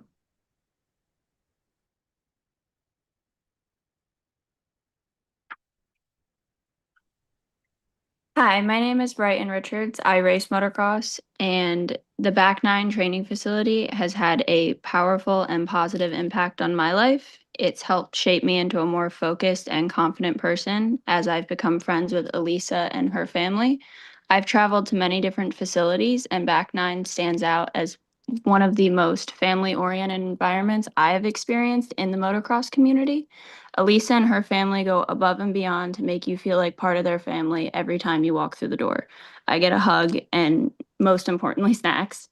Through consistent training and strong mentorship by Elisa and the Back Nine family, I've learned the value of hard work, perseverance, and setting goals, not just as a rider, but as a person. What makes Back Nine special is the sense of community that extends far beyond the track. It's not just a place where we ride, it's a place where we experience life together. We eat dinner together, snowboard, play games, and spend quality time building actual connections. The coaches, riders, and family all support one another, creating a positive environment where we can grow as individuals. Because of Back Nine, I've gained lifelong values such as respect, accountability, and resilience in an environment that feels safe, encouraging, and uplifting. Being surrounded by people who care about each other both on and off the bike has made a lasting impact on my life. Back Nine isn't just a training facility, it's a community that has helped me grow and succeed and feel supported in every step of the way. That's all. Thank you, Bright. Okay. Crossroads Power Sports. If you could identify yourself. Can you hear me? Yes. Yeah. Oh, thank you for taking the time here. My name is Eric Osner. I own Crossroad Power Sports in Upper Darby, Pennsylvania. I'm just here today pretty much to support the local tracks. You know, the Back Nine, there are great people out there. And just hearing from Judy and Brighton right now, I think they hit all the points that I'm about to talk about as well. You know, just a family orientation of motocross in itself. You know, the dedication it takes, just like any other sport. Could be football, could be soccer, could be baseball. It really just brings all these kids together. You know, gives them something to strive for, keeps them in shape, keeps them out of trouble. I've seen it multiple times. I mean, we kind of been in the racing community since the early 70s with my father. I myself raced for 30 years, and now my son Damien, he's racing as well. You know, he's 16 years old. And at the end of the day, how often can you say, you know, you're hanging out with your teenager on the weekends, doing something that they love? You know, we need more of these tracks to be open, not less. Kind of been sitting through your meeting. I gave him a whole speech. What's that? Sorry, that's crosstalk. Go ahead. No, it's all right. I mean, again, everybody's kind of making their piece about how motocross is a family community sport. And again, we just need more tracks to be open because if not for nothing, if there aren't tracks to ride at, you know, these kids are going to start riding in places where they're not supposed to be. And we don't want that either. So that's kind of the negative effect of not having a sanctioned track to be open. You know, again, I've listened to this meeting. I've heard, you know, the positive and negatives throughout the months or maybe even years at this point. I'm trying to keep them kind of shut down and, you know, just know that they have a ton of support in their corner to help them, and whatever we can do as a dealership, you know, we'd love to help them out as well. Thank you very much. Okay, Sam Hunt.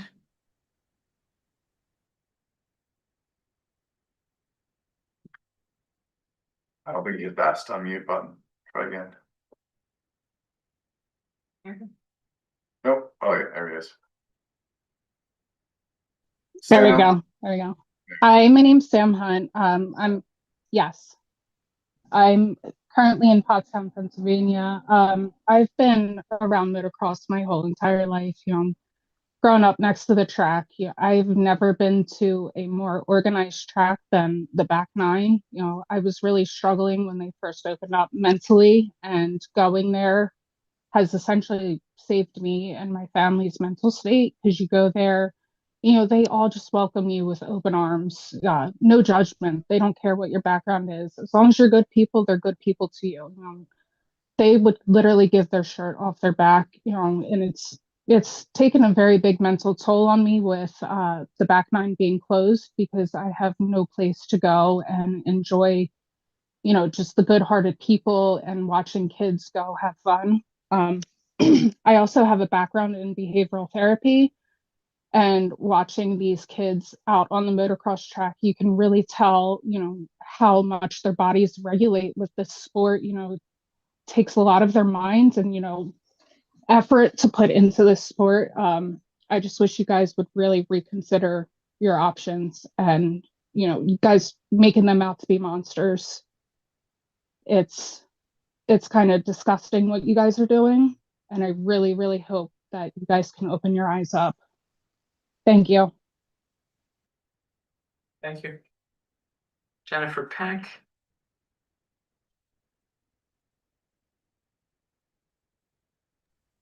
Can you hear me? Yes. Hi, good evening. I would like to add to what Sam just said. I think it really comes down to the willingness to compromise. There are avenues out there that we have discussed on multiple occasions regarding the stay that was issued by Judge Zulik. I know that there is still the matter of the injunction, but in this new year, the ask would certainly be, as Sam has already said and has been so well stated by many others, there is at least the opportunity to get the Burn Boys back on their track in their backyard. And I do not see any reason why there cannot be the ability to have like-minded individuals come together for the sake of compromise. Whatever this will be, if you're choosing to have it, play out in court, but there is no reason why there cannot be that discussion to get those boys at least riding in their own backyard. These are good people. I have been there since the inception of the track. I will be there for as long as I can be. And this place holds a very special place in so many people's hearts. And it may be for the reasons mentioned, and it could be for other reasons not mentioned by people. But I can tell you that the legacy that this track holds for so many of what it has done for whether their mental health, their physical health, their growth in the sport, their growth individually as human beings, there are monumental reasons why this track holds a very special place in everyone's heart. But if we can't come to some decision about reopening, which would obviously be phenomenal, at least can we come to some decision as to why Hudson and Grant can at least get out on that track, as was written in one of the conversations by the judge, to at least, and it was stated by Ron, I think it would be a fair and at least a step in the right direction to reevaluate. And, there's been conversation regarding noise and whatnot. Nobody has ridden that track to be able to provide data as to whether or not the mitigations that were done by the track to, appease those that felt that the noise was disruptive. You have no information to know and to show that, hey, they did their part. So, just some things to take into account. You're fighting things that currently you can't even say, well, they did this and it's working. So now maybe we don't have the concerns that we've had. You have had a temporary injunction in place now for a ridiculous amount of time. It is temporary. Please start thinking about the grander picture. Think about the fact that as of September, $38,000 were spent. And how many months have been by since? You talk about taxpayer money, you talk about other things, and we're still dumping money into something that could very easily, at least ascertain a conversation to come together for the first, steps towards a resolution for all involved. This doesn't have to be what it has become. Thank you. Thank you. Can I ask a question? Did the injunction extend to family members riding on their own property? Yeah. Yeah. May I speak from here? Or do we Sure. go in order? No, you can speak. I was just trying to get the folks on Zoom. Thank you, Elisa Byrne. I just wanted to say that I am very grateful that the three of you are here. Listening to all of these people. People call me every day and they ask me what they can do. And I don't know. What can we do to help you get your kids back on the track? And it's up to you three. I call Judge Zulik, I call the attorneys, I call all these people. It's up to you three. The three of you are the guys. You are the guy. And I'm honestly just asking, we have gone through the legal route of it. We've gone through all of this ups and downs. And at the end of the day, we're suffering. We are suffering as a result of it. Like, you really gassed us up and told us that you were going to let those kids ride. You told us, Michael, you said we're working really hard to at least get the kids on the track. And then Ron told me, they said no. And it's really difficult because there's a lot of good people. Those three people evoke a lot of emotion in me because they're amazing humans. Bright Richards, Google her, incredible athlete. That child is an incredible athlete. She is a young woman now. She is a productive member of society who runs a very, very lucrative and successful business in South Jersey, dialed at our sport, probably one of the best female riders I've ever seen. You know what I mean? And all of these people, Derek Osner, his family has been doing this, his sister, his dad, his kids, his wife, they ride dirt bikes. They sponsor my children. We get our bikes from them.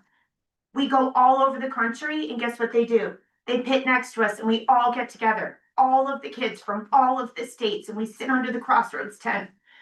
He called me up today. What can I do to help? Nothing. Because I don't know what to do anymore. And everybody keeps saying, you have to talk to Robert, you have to talk to Jacob, and you have to talk to Michael. I could go to the senator and she could tell me we're in litigation. I could go to all these people. I could talk to Ron. I've wasted so much of Ron's time. He's listened to me and said, it's hopeful we can make this work. We can compromise. We can do it. They want what's best for the township. And what's best for the township is to honor the people that are asking you to work with us. All we're asking for is for you to allow us, like Robert said it. Are they allowed? I don't know, but guess what? Everybody tells me maybe your kids could ride, maybe they're allowed. I don't know the answer to that. And I made a commitment to you three that while we were in this litigation, I was going to leave it up to you. Those two boys every day ask me when they can ride on that track. As soon as you three come to some decision and tell us, my two kids, I'm not trying to make money. I'm not trying to cause noise. I'm not trying to cause a problem. I'm trying to enjoy the property and let them ride. And it's you three. Like, there's nothing anyone else can do. I appreciate it. I apologize. Thank you. Thank you. We have the board. Board.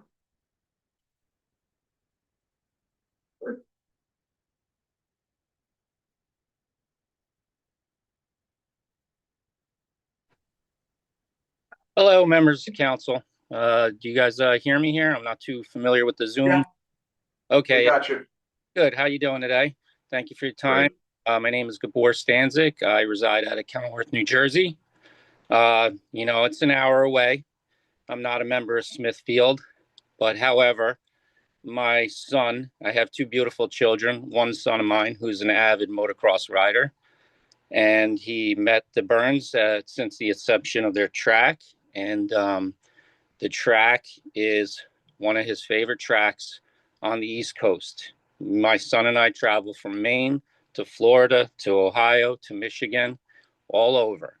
And safety is something I look at as a father, and I have seen many tracks ran different ways. And I can assure you that what the Burns had going on there when I was there was nothing but 100% top-notch track for safety for everybody. You guys have already heard all the truths of motocross, how it's a really family-orientated sport. I'm not going to get into that. You've probably heard it from 100 people. You're only giving me 3 minutes. I'd like 3 hours. The other things I question as a township, I'm like, what about the revenue that would be coming in from all kinds of businesses would flourish? Your gas stations, your coffee shops, your hotels, your Dunkin' Donuts. Everybody would see a little bit more business from the back nine and the people coming and going and visiting Smithfield. That to me is confusing. Something I'd like to tell you about myself. I also was in the motorcycle industry for about 10 years in my younger days, working for a dealership just like Crossroad Power Sports, who just spoke earlier. I would love for you to maybe look into how many businesses are in your state of Pennsylvania that thrive off of this sport. And closures of tracks like the back nine only hurt those businesses and families that work in them. And I myself made a career for about 10 years in that business. Then I shifted to other careers. But it's always good to know that I can always fall back onto that trade that I learned. And many of these kids that partake in motocross also learn those things from their families, how to work on the bike, how to repair the bike. There's so many valuable things that this back nine offered, and it's just such a disappointment to what I hear going on and the back and forth. You've heard all about the family and the love, but these kids need a place to ride. My son needs this place to ride. I just want you guys to really do some research more on what's going on here at the back nine. Thank you for your time. Thank you. Next, we have Pee Wee.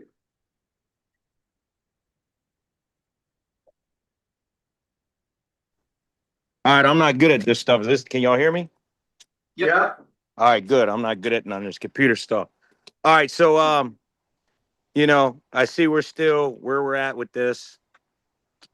It's pretty wild that I don't know if y'all understand how big our family is in this motocross.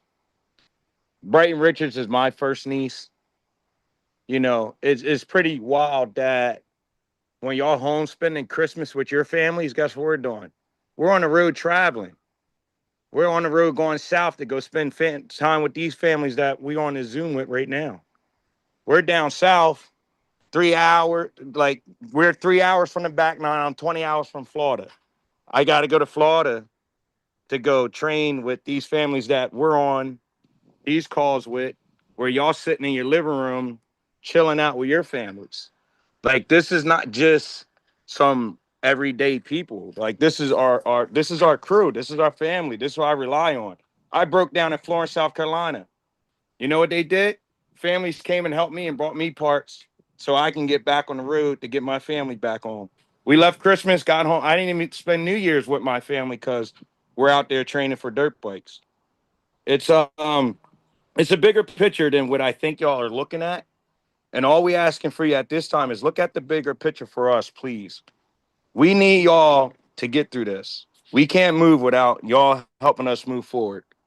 We're really trying to come respectfully to do what we got to do for us. It's several avenues we can take. And right now we're trying to take the respect factor of we're praying that you can get this open for us. You can get us going in the right direction, that we could support the Burns. We could support the back nine, because at the end of the day, it's 152 phone calls that they're trying to answer of what we got to do. How can we help? And guess what? We can't do much because y'all won't allow us to get it done. So we're just asking for you to take in consideration that this is our family.